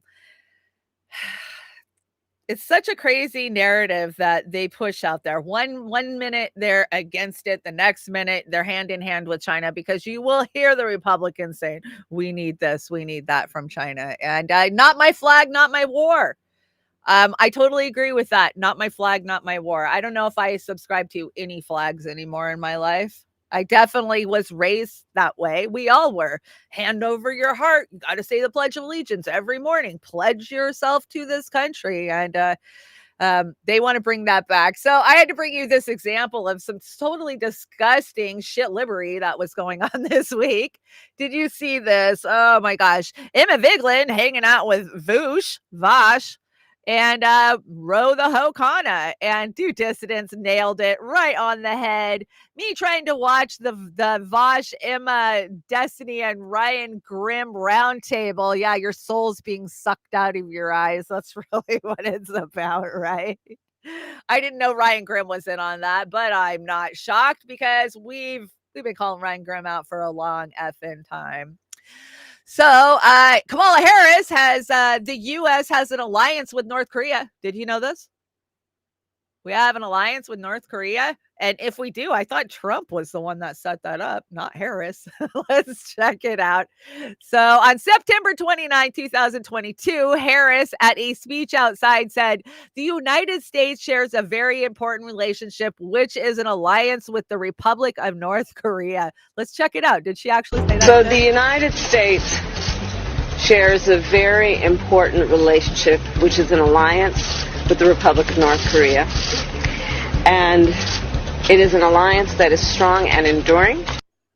It's strong and it is enduring. Just one of those times that Harris has misspoken, right? She constantly is misspeaking. But I brought this clip because we want to talk about, are they going to tap Harris to lead the party? Is she going to be the nominee, right? We all know it cannot be Biden.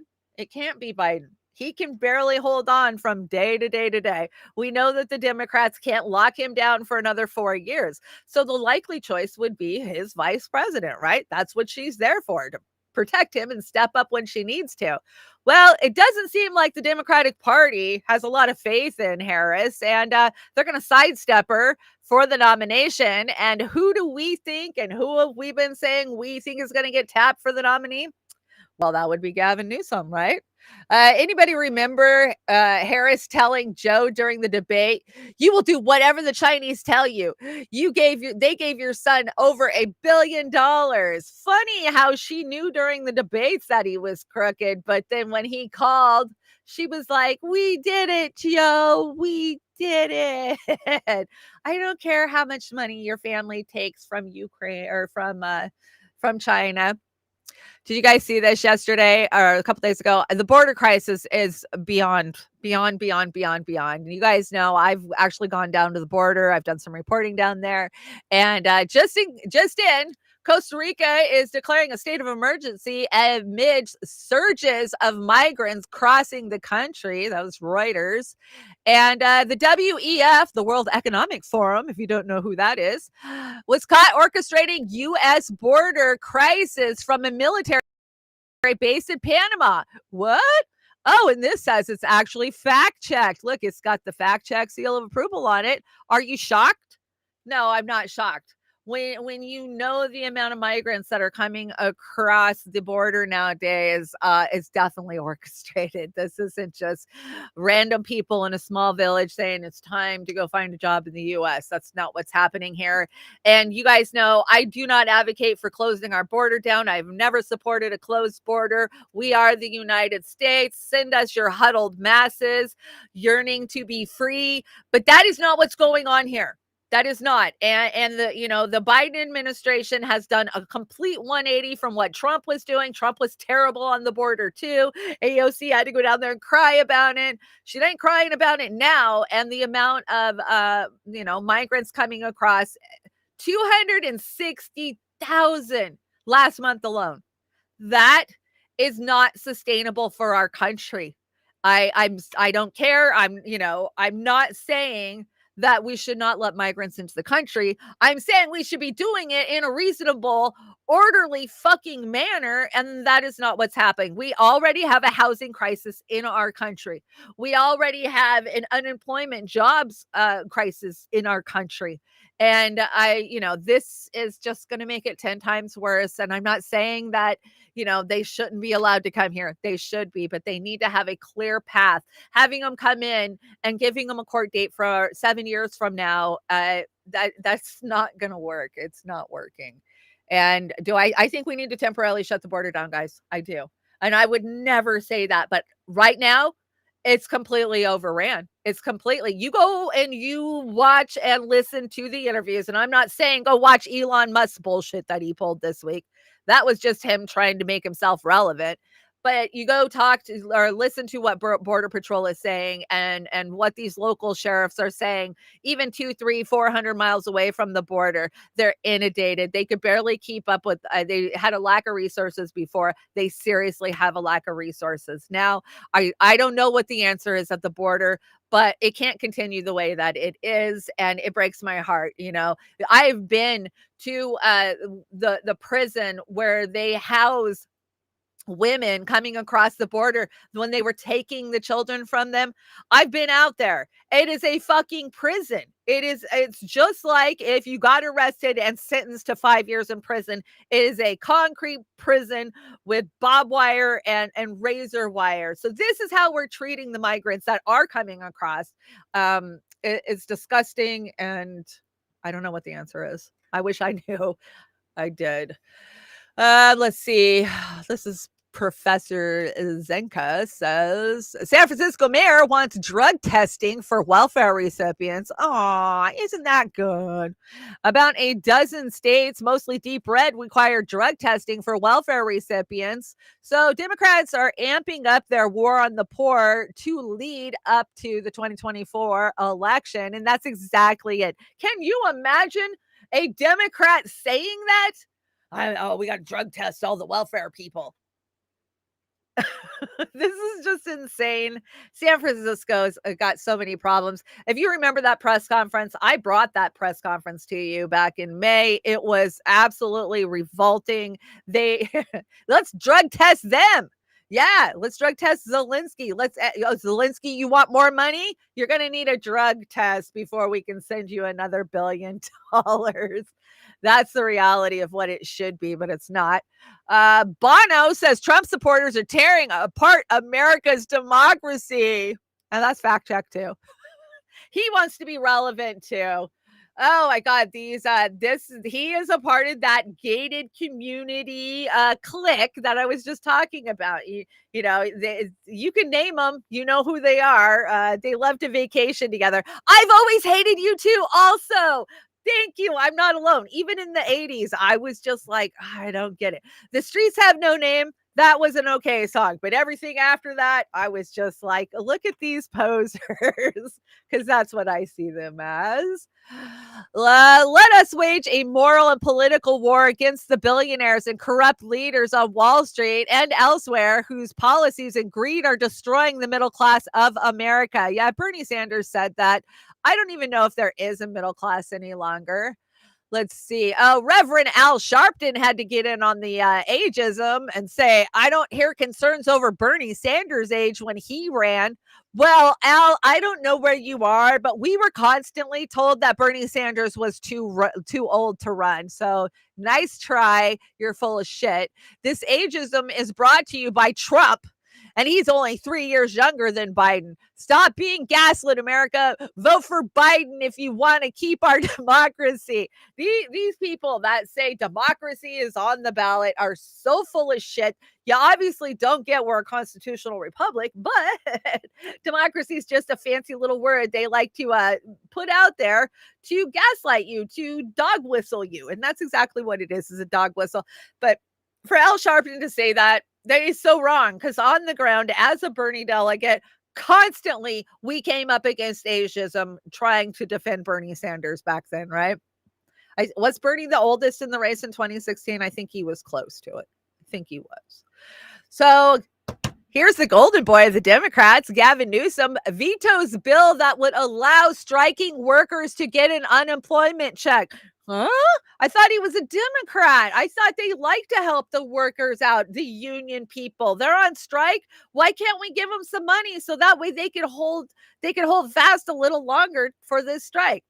No, because it's all one big uniparty, and he's exhausted. He is exhausted by those of us who won't get the Pfizer. If you know what I mean. This is a little bit of an older clip, but I just got to say, if he's that exhausted, maybe he shouldn't run for president. But we are exhausted, respectfully, exhausted by the ideological prison that too many Americans are living under.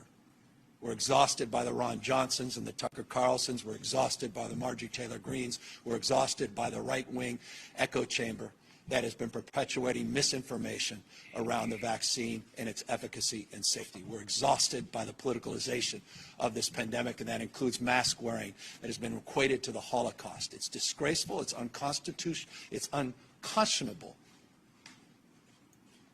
and it needs to be called out. Increasingly, it is being called out, and I want to acknowledge that. And I want to applaud particularly Republican leaders that have had the courage to call that out. And I hope more and more will do the same. It's choice to live with this virus. And with all due respect, you don't have a choice to go out and drink and drive and put everybody else's lives at risk. Not the same. That's the equivalent of this moment with the deadliness and efficiency of the Delta virus. You're putting other people's, innocent people's lives at risk. You're putting businesses at risk. You're putting at risk the ability to educate our kids by getting them back in person full time for in-person instruction. No more Zoom schools. We want to keep our economy moving. That's not what you did, though. Small businesses on their feet. Your choice not to get vaccinated and to listen to these pundits that are profiteering off misinformation, intentionally misinforming you, comes at a real societal cost. I don't want to listen to that whole, it's like 5 minutes of him, casting out those who chose to have bodily autonomy back in the day. Of course, that was an older clip, but just an example of who the Democrats want to be commander in chief over our sovereignty, over our country, over our personal autonomy. And, we got to fight back. I think I've spent more time campaigning against candidates in the last 8 years than I actually have campaigning for, because I think it's so important for people to actually see what these politicians are about. And Gavin Newsom is the worst. If him and Trudeau somehow had a DNA mixture of a baby, that would be the Antichrist. I'm not even kidding. They mirror each other to a damn T. And, but when you talk to everyday people who are not into politics, like some of us are, they don't see it. They just see a Rico Suave, clean cut. Oh, but he's good looking. That suburbia mom really loves Gavin Newsom, and the Democratic Party knows it. That's why they had him do the rebuttal for the Republican debate last week. How disgusting was that? I don't know if any of you watched it, but I was barfing the whole way. I agree. So get out there, campaign against him. We've got a lot of catching up to do. I didn't do a show since Wednesday, so it's been almost, it's been 5 days since we've done a show, but I want to talk about what happened in New York this weekend. You guys see New York flooded? At first, I thought I was seeing clips from The Day After Tomorrow. You remember that movie where they flooded and then it flash froze? We laugh, but this is the reality of it. Gerben, deze is af van Bas. Ik laag mijn mooisjes af, dus kijk op deze. Kijk op deze. Wauw, Bos ga je ervoor. Wauw. Dit is Steve Ogert. Dit is Nishak. Dit is... What? Ai, ai, ai, ai, ai, ai, ai. Ai, ai, ai, ai, ai. That is so insane. That was just one clip. There was hundreds out there. I can't even imagine. But all I kept thinking is they want to put us in these 15-minute cities, and they can't even protect the 15-minute cities from this, right? Geoengineering. Yes, if you follow Trailer Park Pundit, we are always calling out geoengineering here. Can I tell you guys, yesterday I was forced to go to Walmart. Oh my gosh. The first is payday for the trailer park. And so I went and I got all my radiated poison appeal food. And as I was walking out, where I live on the Pacific coast, we are like the first line. The jet stream moves across the country. So they hit us really, really hard. And I walked out of Walmart to see the biggest chemtrail I've ever seen in my life, just right over the top of us. And wouldn't you know it, we went from a beautiful, sunny, blue sky day to crappy gray. And now it's supposed to rain all day. It makes me wonder. I always often wonder, what would our regular weather actually be like if these assholes weren't up there manipulating it on a daily basis? And it don't matter where you're at in the country. You got some program over you that is messing with your weather. And we've done some pretty good deep dives here, just how long they've been geoengineering our asses and how it's gotten worse. They've ramped it up because they have to get us to freak out over climate change, right? That's what it's about. We had a Wells Fargo executive. He knows something bad's coming and he couldn't take it anymore. So Wells Fargo executive Greg Beckett jumps to his death from bank's Delaware office as family says he has been stressed out about work and taking meetings as late as 11 p.m. Now, we've seen banks failing all over the country. I had a banking issue I was trying to deal with the last couple of weeks. And let me tell you, there is very few banks left in this country. There's very few banks left in my small town. If you're still banking, get the fuck out of these big banks like Wells Fargo, Bank of America, whatever they call themselves now, right? Because they all get bought out by some other big conglomerate bank, Unicorp Bank, North Dakota Bank. They gobble each other up. And the few banks that are left out there, they're going to be controlled by central digital currencies. We've been telling you this for a long time. And even people that understand what's going on haven't pulled their money out of the bank. I have good friends, that are still putting their money in their 401k. And I'm telling them, your 401k is nothing but BlackRock and Vanguard. You're giving your money to them to screw you over. Get your money out of these big goddamn banks. Go to small credit unions if you have to bank. Use cash. I can't tell you guys enough. Use cash, use cash, use cash. If you don't use cash, they're going to stop taking cash, and they already are at many, many places. And who does that hurt? That hurts the most vulnerable among us. Do you think that my family member who's a drug addict living in a tent in the woods has a bank card? No. They have to buy everything they need to survive in cash, which means we need to support cash and continue to use cash. Fuck the big banks. That's what I got to say about that. We're kind of in the geoengineering section of my deck today. So let's look what's happening to our food. I went to Walmart yesterday, like I said, and now that I understand what I'm looking at produce-wise, the numbers, I keep bringing you guys these different clips that show you these produce numbers. Anything that starts with a 4 is bad. Anything that starts with an 8 is bad. Everything that starts with a 9 is supposed to be organic, but we're finding out it really isn't. But I refuse to buy anything but a 9 anymore. And I was shocked to find out there was literally one tiny section at my local Walmart store that actually has organic produce. It is triple the price of the other produce, and they just don't want you to even think about it. So check this out. Ugh, this just turns me. I'm glad I'm fasting. I'm fasting today. I'm doing a 3-day fast. So I'm not eating any poison for a couple of days. Look what's happening to our food.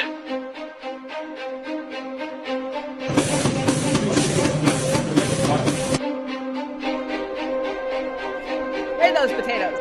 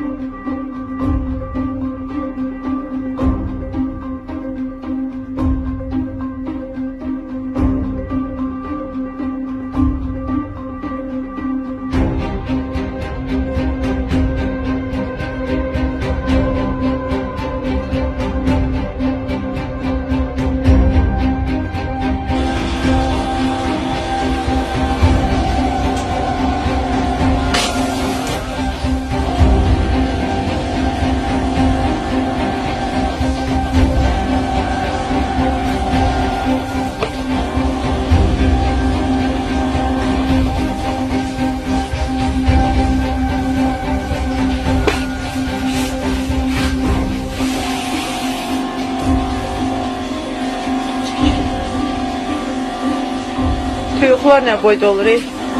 Buna bax. Bir toyuğa 400 qramı şapbulladır buradan tərəfə.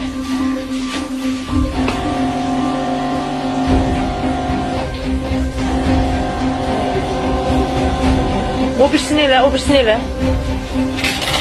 Bəs, o birisini elə.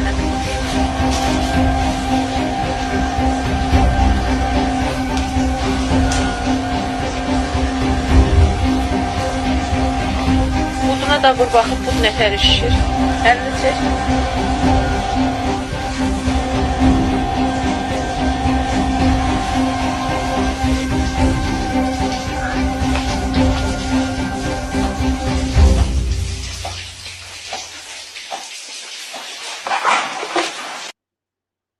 So there you are. That is your food being uniformly processed. So that way all the cucumbers are green and all the peas are green and all the sweet potatoes are pink. Haven't you ever noticed when you go to the store just how amazing it is that all of the fruits and vegetables are so uniformed and perfect?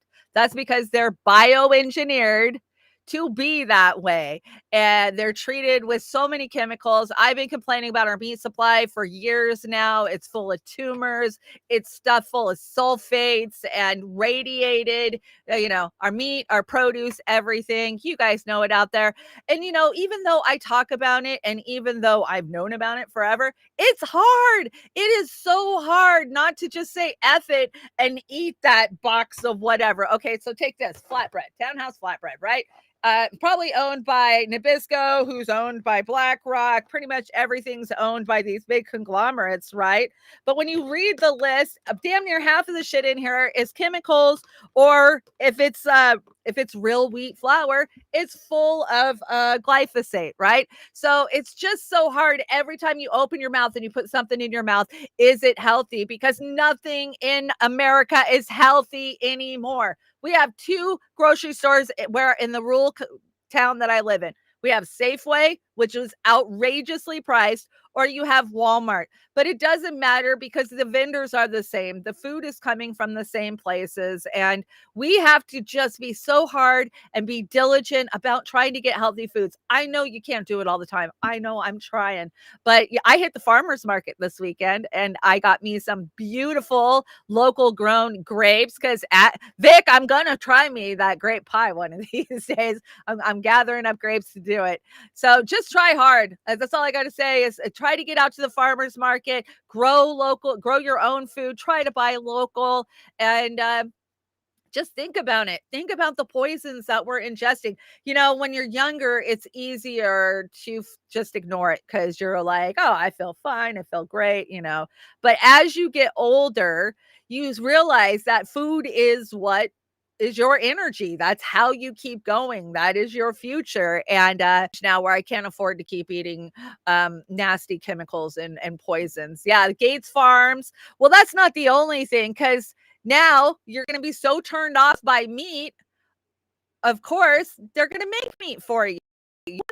You won't eat meat anymore, right? They got to get us off of beef. So check this out. They're just going to print your meat. Is it going to play? Come on. I noticed it loaded kind of slow. Come on. Maybe my internet's dragging. I've had some internet issues lately. Your steak could soon be 3D printed. That's if you live in Europe. Israeli company Redefine Meat has struck a partnership with importer Geraldi Meats to drive European distribution of its new meat steak cuts. The startup is hoping to establish its products as an alternative to conventionally produced meat. Redefine Meat operates large-scale meat printers at its Rehovot headquarters south of Tel Aviv, as well as in a new factory in the Netherlands. Manager of the company's 3D printers project, Yaron Eshel, explains how it works. Meatloaf. When I want to create my steak, I have a library of a few different slabs. I can choose each one of them and I can adjust it accordingly. I can define the amount of marbling, the internal fat or the external fat. And now I can start and go and print it and produce it. So I'm putting it, this is my queue, this is my timeline for today. I know that in an hour or something from now, I will need to refill the machine with new material. But now I can go directly into the printing process, and you can see how the process starts to build layer by layer. No, that is so gross. I'm not going to play the whole thing. You guys are saying it's being kind of blurry, so I'm sure it's the internet. But this is the Jetsons, right? That's what we all wanted growing up, to be able to just push a button like on Star Trek, the food replicator. Do you remember that? Oh, we need that. Well, did we ever think that it's not actually going to be real food? It's just going to be chemicals and poisons that come out of that machine.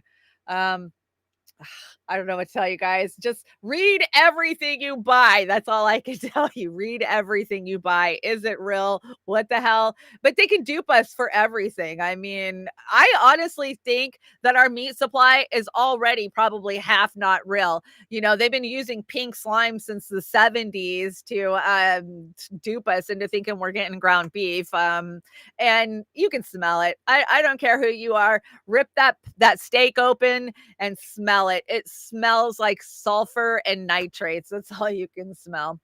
But that's not the only way they're going to kill us. Amber and I and Franklin did a 5G informational meeting on Saturday. That's why there was no Beauty and the Boomer. I missed you guys, though. I got to tell you, I did.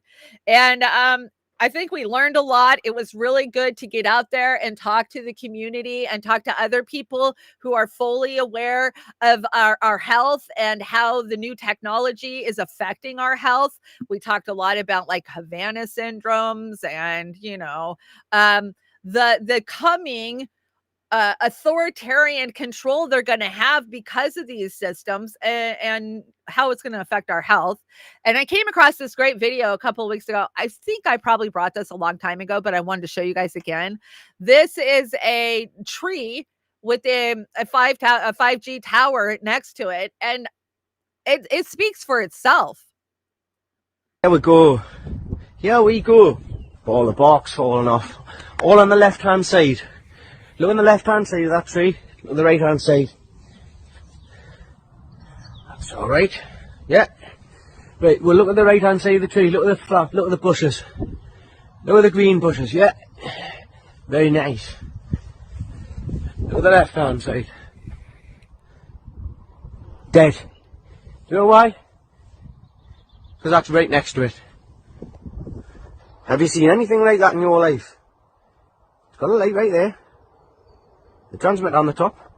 These 5G transmitters are lethal. If that's what it's doing to a tree, right next to a tree, think about what these are doing to our health. What is it doing to our health? I mean, it speaks for itself. If one side of the tree is dead and the other side's not, what's on that side? The biggest thing I took away from the meeting that we did this weekend was, how do you talk to people and not sound like a stark, raving, mad conspiracy theorist? How do we? But you've got to understand. And when you do understand how all of our agencies are corporate captured, and these big tech, because this is big tech, right? They have the money, just like big pharma. They write their own studies. They pay for their own lies, and then our government totes it back to us as it's been studied, and that's not the reality of it at all. And we need to be a hell of a lot more skeptical of being told that something's safe, because we all love our phones, and that's the biggest thing. Like, people don't want this little thing taken from them, so they're willing to embrace it. They don't want to hear that their router could be killing them in their house, that's giving them 5G and Bluetooth to everything, right? So we need more studies. We need comprehensive studies, and I commend all of those out there fighting that fight, because it's a hard fight, guys. I get so many emails and messages. You're crazy. That technology is fine. We've studied it. No, we don't study shit. Just like we studied the vaccine. Come on. We're always lied to about the science. I would like to see actual real science. And there's a lot of actual real science out there from doctors who have been studying this for so long. And when you look at that science, it is fucking horrific. What it does to your blood, how it's coagulatingly, how your body is responding to being smacked with these waves constantly.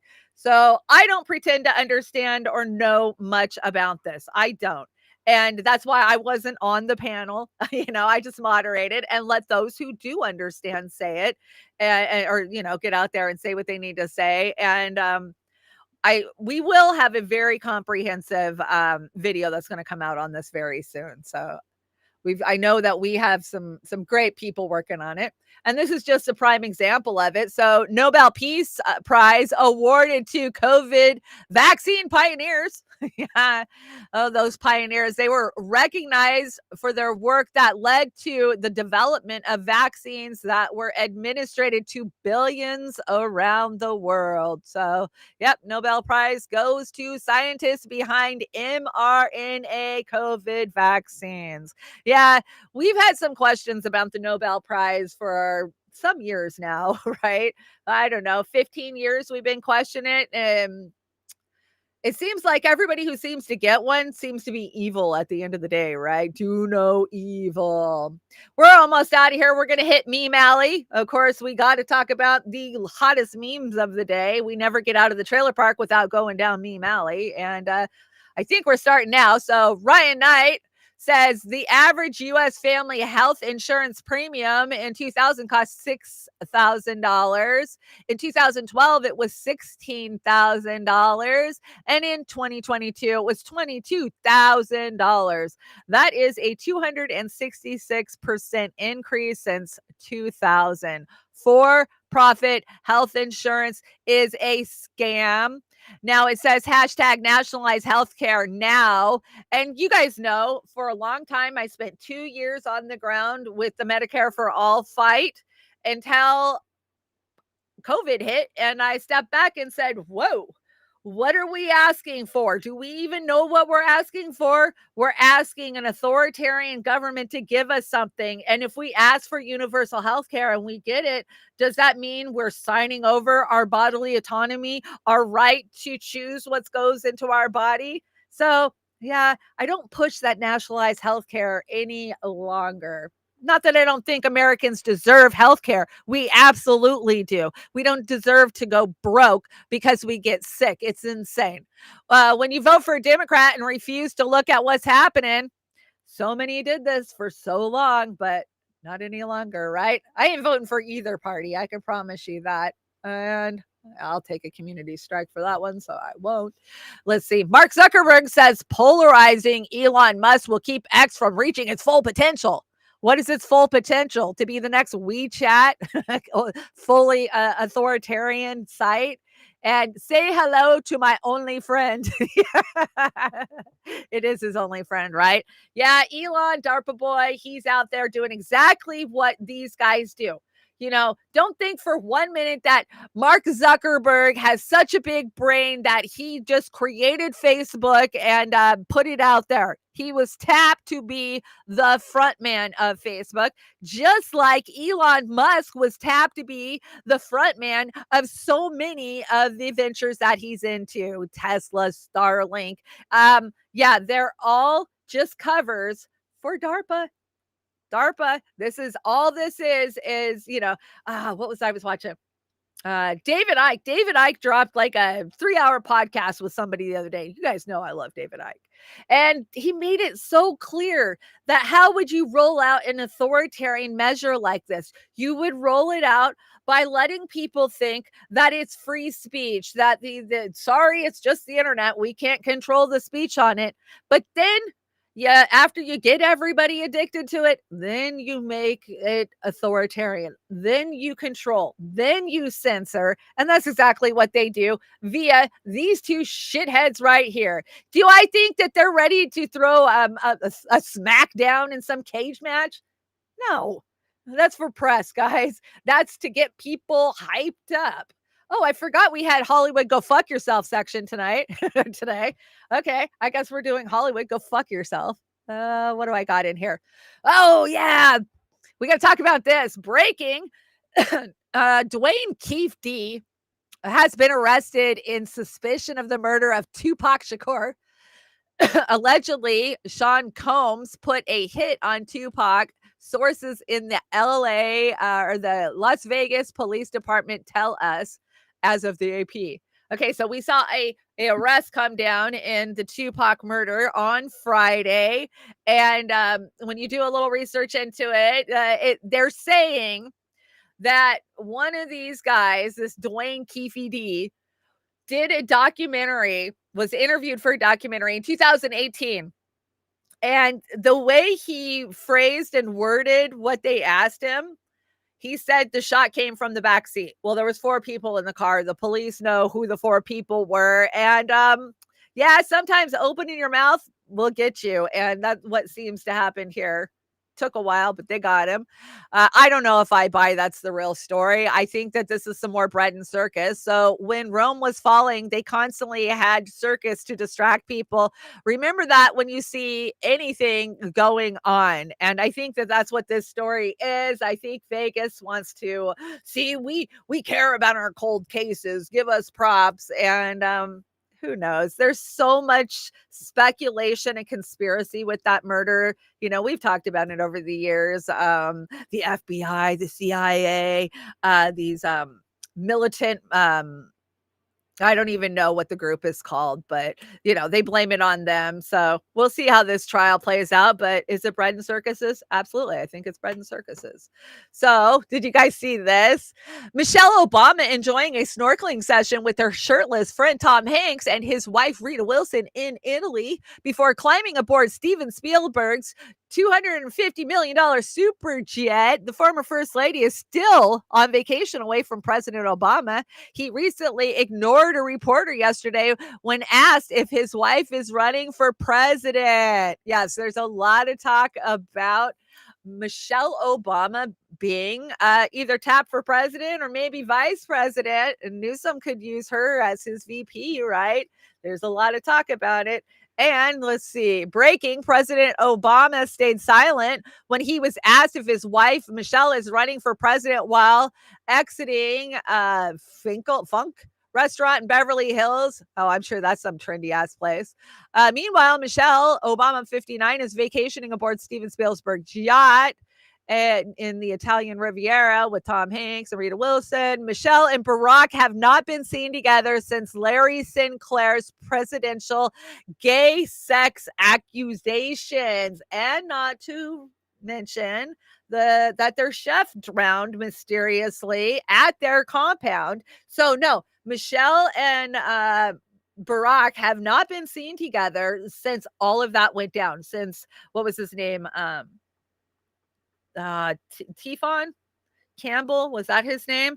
That we're getting a lot of crazy questions about that too. Like, why did the local 911 cover up the call? They took the call down. I mean, there's just so many questions. Why was he naked? Who was the other person out there? There was a witness. And not to mention, we saw Obama with a bunch of broken up fingers and his face all fucked up right the next day after this. Yeah. Did Big Mike kick his ass? I don't know. But, when you go back and you read Hillary Clinton's book, My Way, from when they were in the White House with the Monica Lewinsky scandal, she cold-shouldered Bill for 18 months. 18 months, she just stayed out of, if he was somewhere, she wasn't there. Just like this, vacationing with friends. Yeah, they didn't let the press ever see them together. So is Michelle bent about something? It kind of seems like she is, but don't worry. She's got her gated community cliquey friends there to help her out and tell her she's great, like they always do. Tom and Rita and Oprah and Meghan Markle and Harry. You know, this is the clique we're talking about. I think there's one more in here. Gen Z can't work alongside people with different views because they haven't got the skills to disagree, says British TV boss. Channel 4, isn't that the one that's smearing Russell Brand? I think it is. I think they're called Channel 4 on the BBC. So explains how social media and the pandemic for Gen Z's deficiency in essential workplace democracy. Yeah, that is. I'm so old, I remember when Saturday Night Live was still funny. I am, and that's why you got to come watch Beauty and the Boomer, because we have a good time every Saturday night. Here we go. Oh, did you guys see this? So Jamie Lee Curtis deletes the Instagram post showing the photo of a naked child stuffed in a box. You guys remember this? The internet went crazy. She finally took that picture down, and yeah, she stayed pretty quiet about it. We got some questions, Miss Jamie Lee Curtis. Why would you think that is art?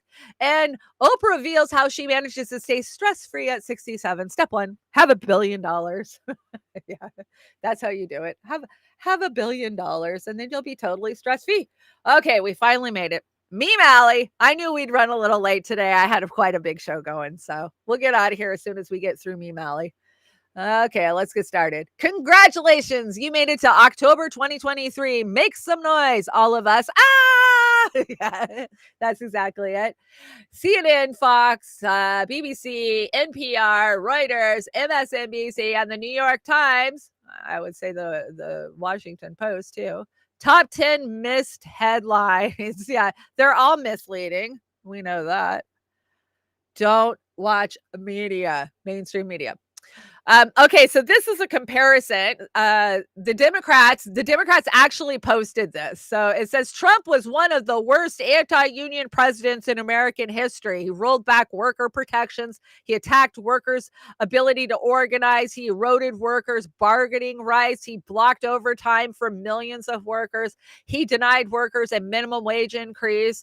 He excluded millions of workers from paid leave. He dismantled fiduciary protections for retirement savers. He killed OSHA's safety standards, gutting the environmental abilities, and he tried to kill workers' health care. Oh, unlike Biden. Yeah, come on. You're full of shit. I don't work for you. Joe Biden, March of 2020. I remember when he said that in a union meeting. What have we seen this scab do? He has crushed these guys. We've got strikers all over the country starting to step up, and the Democrats are doing everything they can to screw them. And, the auto workers, CEOs, look at the money that they're bringing in. This is what, Ford, GM, and Chrysler are bringing in. $19 billion in 2013. Now it's up to $33 billion in 2023. But they can't afford to pay workers a living wage, help them with retirement, or give them health care, right? They're asking for very fucking simple things. They're not asking for the moon. And I don't care if you're Democrat or Republican, you're owned by the same owner and you're going to crush the unions. One nation under fraud, clearly visible with bribery and corruption for all. And that is absolutely true. Employees, I'm burnt out. Management, say no more. We'll order you a pizza, because that's what it comes down to, right? I worked for a big oil company for many years, as some of you know. And we started out where we would get like a nice Christmas bonus. I don't know, $100, $200 just for, minimum wage workers. That's a nice little Christmas bonus. And by the time they went out of business, because they collapsed in the 2008, 119-year-old petroleum company in 2008 ended up going under because of 2008, Obama bailing out the banks. And so therefore I lost my job. I lost my 401k. Well, they took most of my 401k, but by the time I left there, they were giving us a $15 fucking gift card to Safeway for Christmas. $15 gift card to Safeway. The force that keeps you going. Without your workers, you don't have shit, and you keep shitting on workers and you keep treating them bad. And then you wonder why you don't have any reliable employees, because there is no loyalty to workers anymore. There is no adequate compensation to workers anymore. It's beyond gross for sure. Let's see. Fee, if you haven't checked out Fee, she's in Iran having a great time. Congratulations, Fee. You earn all of the accolades you get. And let's see. Being ruled by workers, being ruled by warlords, being ruled by warlords in suits that let you pretend you elect them. Yes. Let's keep pretending that we elect people. Let's keep pretending that our votes actually have an impact on who is ruling us, because we all know it goes from the top up, top down. Couple more memes here. This one's kind of funny. Reminds me of being a kid. The CIA blew up the Nord Stream pipeline. Yeah, we know that. War crimes. And I don't want to hear another fucking word about climate change. Tell you guys start addressing the military industrial complex and the amount of pollutants they are putting out into the environment, instead of the poor guy trying to drive his little Pinto to the goddamn Jack in the Box to go to work. Because that's not going to save us. They're going to make it to where smart cars are the only cars that are going to be on the road. We've told you this. They've told us this. 2030, own nothing, be happy, right? So that's just a part of it. Oh, this one cracked me up. Check this out. Remember what you're fighting for. Yeah, it's Hunter Biden. This is pretty funny. You guys crack me up. Queen Oz thinks it's funny. Come on, wake up and realize we're being ruled by genocidal freaks. For sure. And how you look standing with Ukraine. Yeah, you kind of look like Steve. You have no clues. And someone said they love Ben Shapiro and Children of the Corn, and now I can't unsee it. Oh my gosh, I can't unsee it now either. You guys see that? Was he the kid that played in that movie? He looks just like him. That is crazy. I actually was such an unruly teenager that my nickname was Malachi. They called me Mal all through my high school years. It came from Children of the Corn. I hated it back then, but now I find it's funny. Let's see. Fascism, conspiracy theories, and liberals. And that is damn right. It's us conspiracy theorists that are in the middle. We're out there fighting against fascism and fighting against the liberals. So they're bringing it. Oh, we got one more. I miss clubbing in the 1990s. I get it. Do you guys get it? If you never made a mixtape with one of these, don't argue with me about music. Yeah, I love those Memorex mixtapes, right? 90 minutes. You can pass them out to your friends. Look at the cool mixtape I made you. Oh, boy, we got a lot of memes in Meme Alley. When ads start popping up for stuff I only thought about inside my head. That happens to me constantly. Does it happen to you constantly?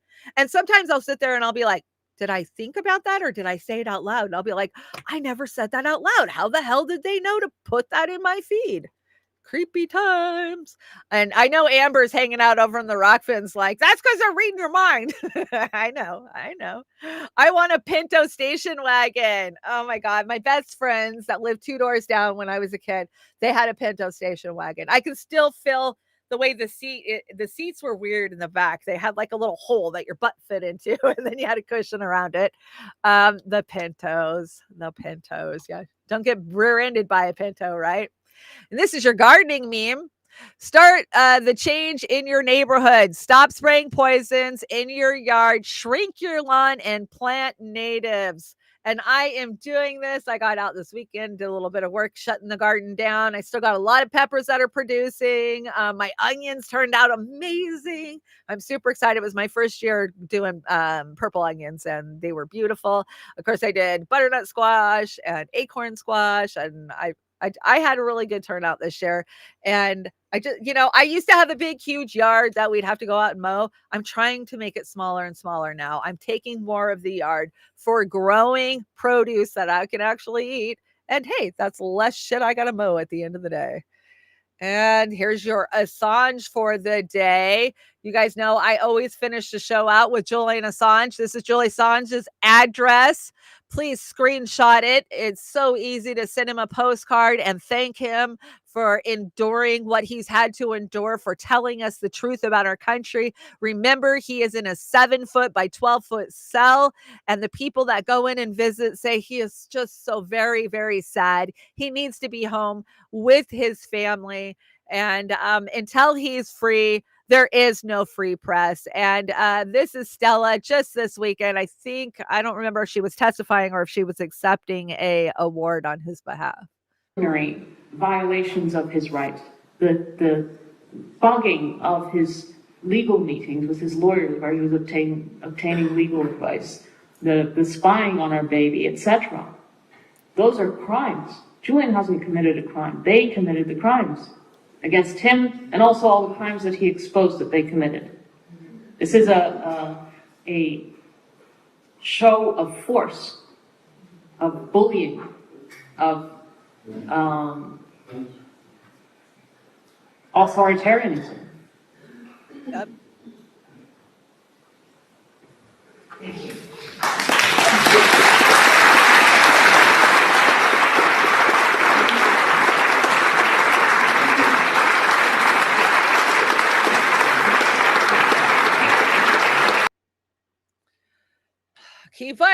Keep fighting to free Assange. I saw the yellow ribbons. They're getting so thick. There's so many of them. Please go over, sign up Yellow Ribbons. I think it's called Yellow Ribbons for Assange. Get your ribbon out there with your name on it. Show the world that there is a ton of us. We are standing in solidarity with Assange for freedom of the press, because there is no freedom of the press while the man who told us the truth is being locked away. And okay, guys, I think we made it through the show. If you're new here, there's been a lot of new faces. I'm excited to see you. Thanks for coming in to see Pasta. Thanks for hanging out. I am Chanda-Masta. I am the Trailer Park Pundit. I do this every Monday morning, every Wednesday morning, and you can join me Saturday night for Beauty and the Boomer. And if you like our format, it's a little bit different than the others. We tend to scratch the surface on stuff and figure if you're interested in a story we're talking about, you can go out there and do your own research, because, hey, they don't hide the truth. They just don't think you'll look for it. If you want to help me out, all of the donation links are in the chat below. Independent media is the only media that is telling the truth. And you know what? I didn't think I could do it. I didn't think I could be here. 8 years ago, I couldn't stand before a crowd and talk, let alone get on here, engineer a show, and, be able to tell you guys what I think. And so if you have just a little tiny bit of drive to get out there and be independent media, get your damn phone, get out there and talk to the people, because it's on us. We are the media. And support independent media, even if you can't get out there, right? So many are fearlessly. Pasta's so fearless that it inspires me to be fearless. When I see Fee being fearless, how more fair? Yeah, I'm not really using PayPal anymore. I have Gives and Goes. I have the rest down there, but PayPal is, for me right now, hasn't shut me down. GoFundMe shut me down, so I dumped GoFundMe. It's just the world we live in, trying to work around it, right? So yeah, there is a Spot Fund Me in the chat below that I've been using. I haven't really been using the PayPal. It's kind of old. Okay, let me shout out the chats real fast. Cadillac Centaurs hanging out over on the Rokfin, along with Jim and Amber King. Chime, good to see you. Shim. Fred Edwards, thank you for always sharing out my links and my tweets, making sure other people know where to find me. Kate, I know Kate's hanging out over here. Kate's always over there. Yep, there's Kate. Kushami Kate, I hope you had an excellent birthday yesterday. Happy birthday. I hope it was good. And thank you to everybody who's joined me. Zoxovoxovix over on the Rokfin and the Rumbles. Go Start. And everybody else watching on Rumble, thank you guys so much for stopping by. Of course, over on Kick. Pancho Ron? I'm so terrible at names. Thank you so much for watching us on Kick. And of course, we are on X too. So thank you very much. V, thank you so much for the donation, the super chat. Of course, we can take super chats, super raise. Those are the best ways to get to us, because we don't monetize any of our content at all. For one, we bring a lot of copyrighted stuff. And if we did, it would just go to whoever the original person is. So We're not here trying to get rich on YouTube. So thank you very much. And let me shout out the YouTube real fast. Corky's here. Dirty Dollars. Kate, you're everywhere. Cowboy Kitty, good to see you. Aram. Thank you, Aram, for all your work on our movie night. We got movie night, mystery movie nights on Thursday, every other Thursday. You have to guess what the movie is. And we're working out the kinks over there. It's been beta testing is what we've been doing. But I think having us on screen this week was a little better. Don't you guys think? I do. If we would have had some audio, we have a few audio problems. Popeye the Sailor is here. Skywalker, I am good to see you. Who else over here? Salty's Digital Dive. Of course, V's here. Not your raw mama. Good to see you. Not your raw mama. Barb 420. So glad. Let's see. 4737. Carlin's here. Paula Silva. Thank you so much for joining us. And everybody, you guys have been super busy on the YouTube. So everybody who joined us today, thank you so much. So I've got a great closer for us this morning. You guys know I close my show with music. Ozzy, good to see you. Morning to you. I thought that Journey's Lights, when the lights go down in the city, would be a good closer for having Pasta on. Thank you to my amazing guest today, Craig Pasta Jardula. Go follow him on X at Yo Pasta. And of course, you can find his channels on YouTube and the Combo Couch. If you're not following the Combo Couch, you need to be following the Combo Couch. And tune in to Jimmy Dore this afternoon because Pasta will be hosting one more day, it looks like. And I love Monday afternoons because I get to hear Pasta and Kurt and Misha. So you guys have a great day. I will see you at the same bat time, same bat channel on Wednesday morning. Much love.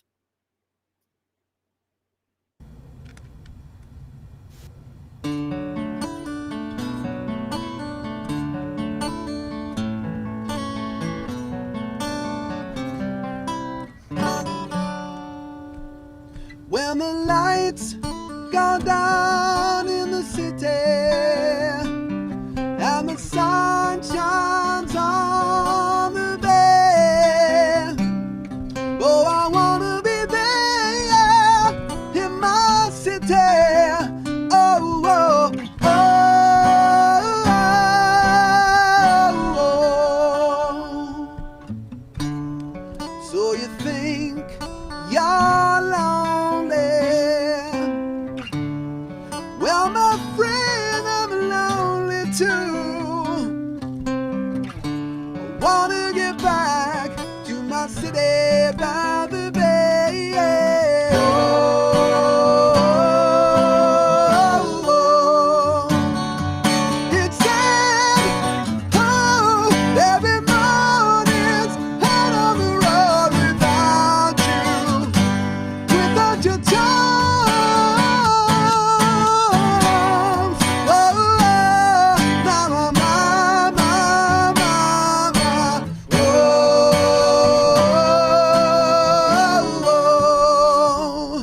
When the lights go down in the city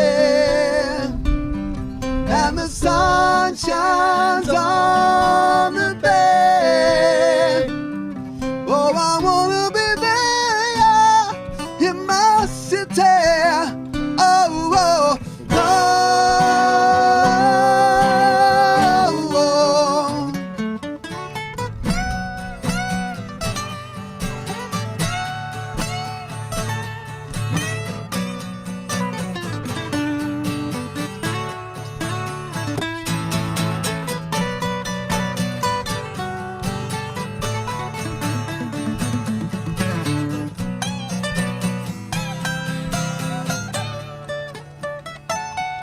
When the lights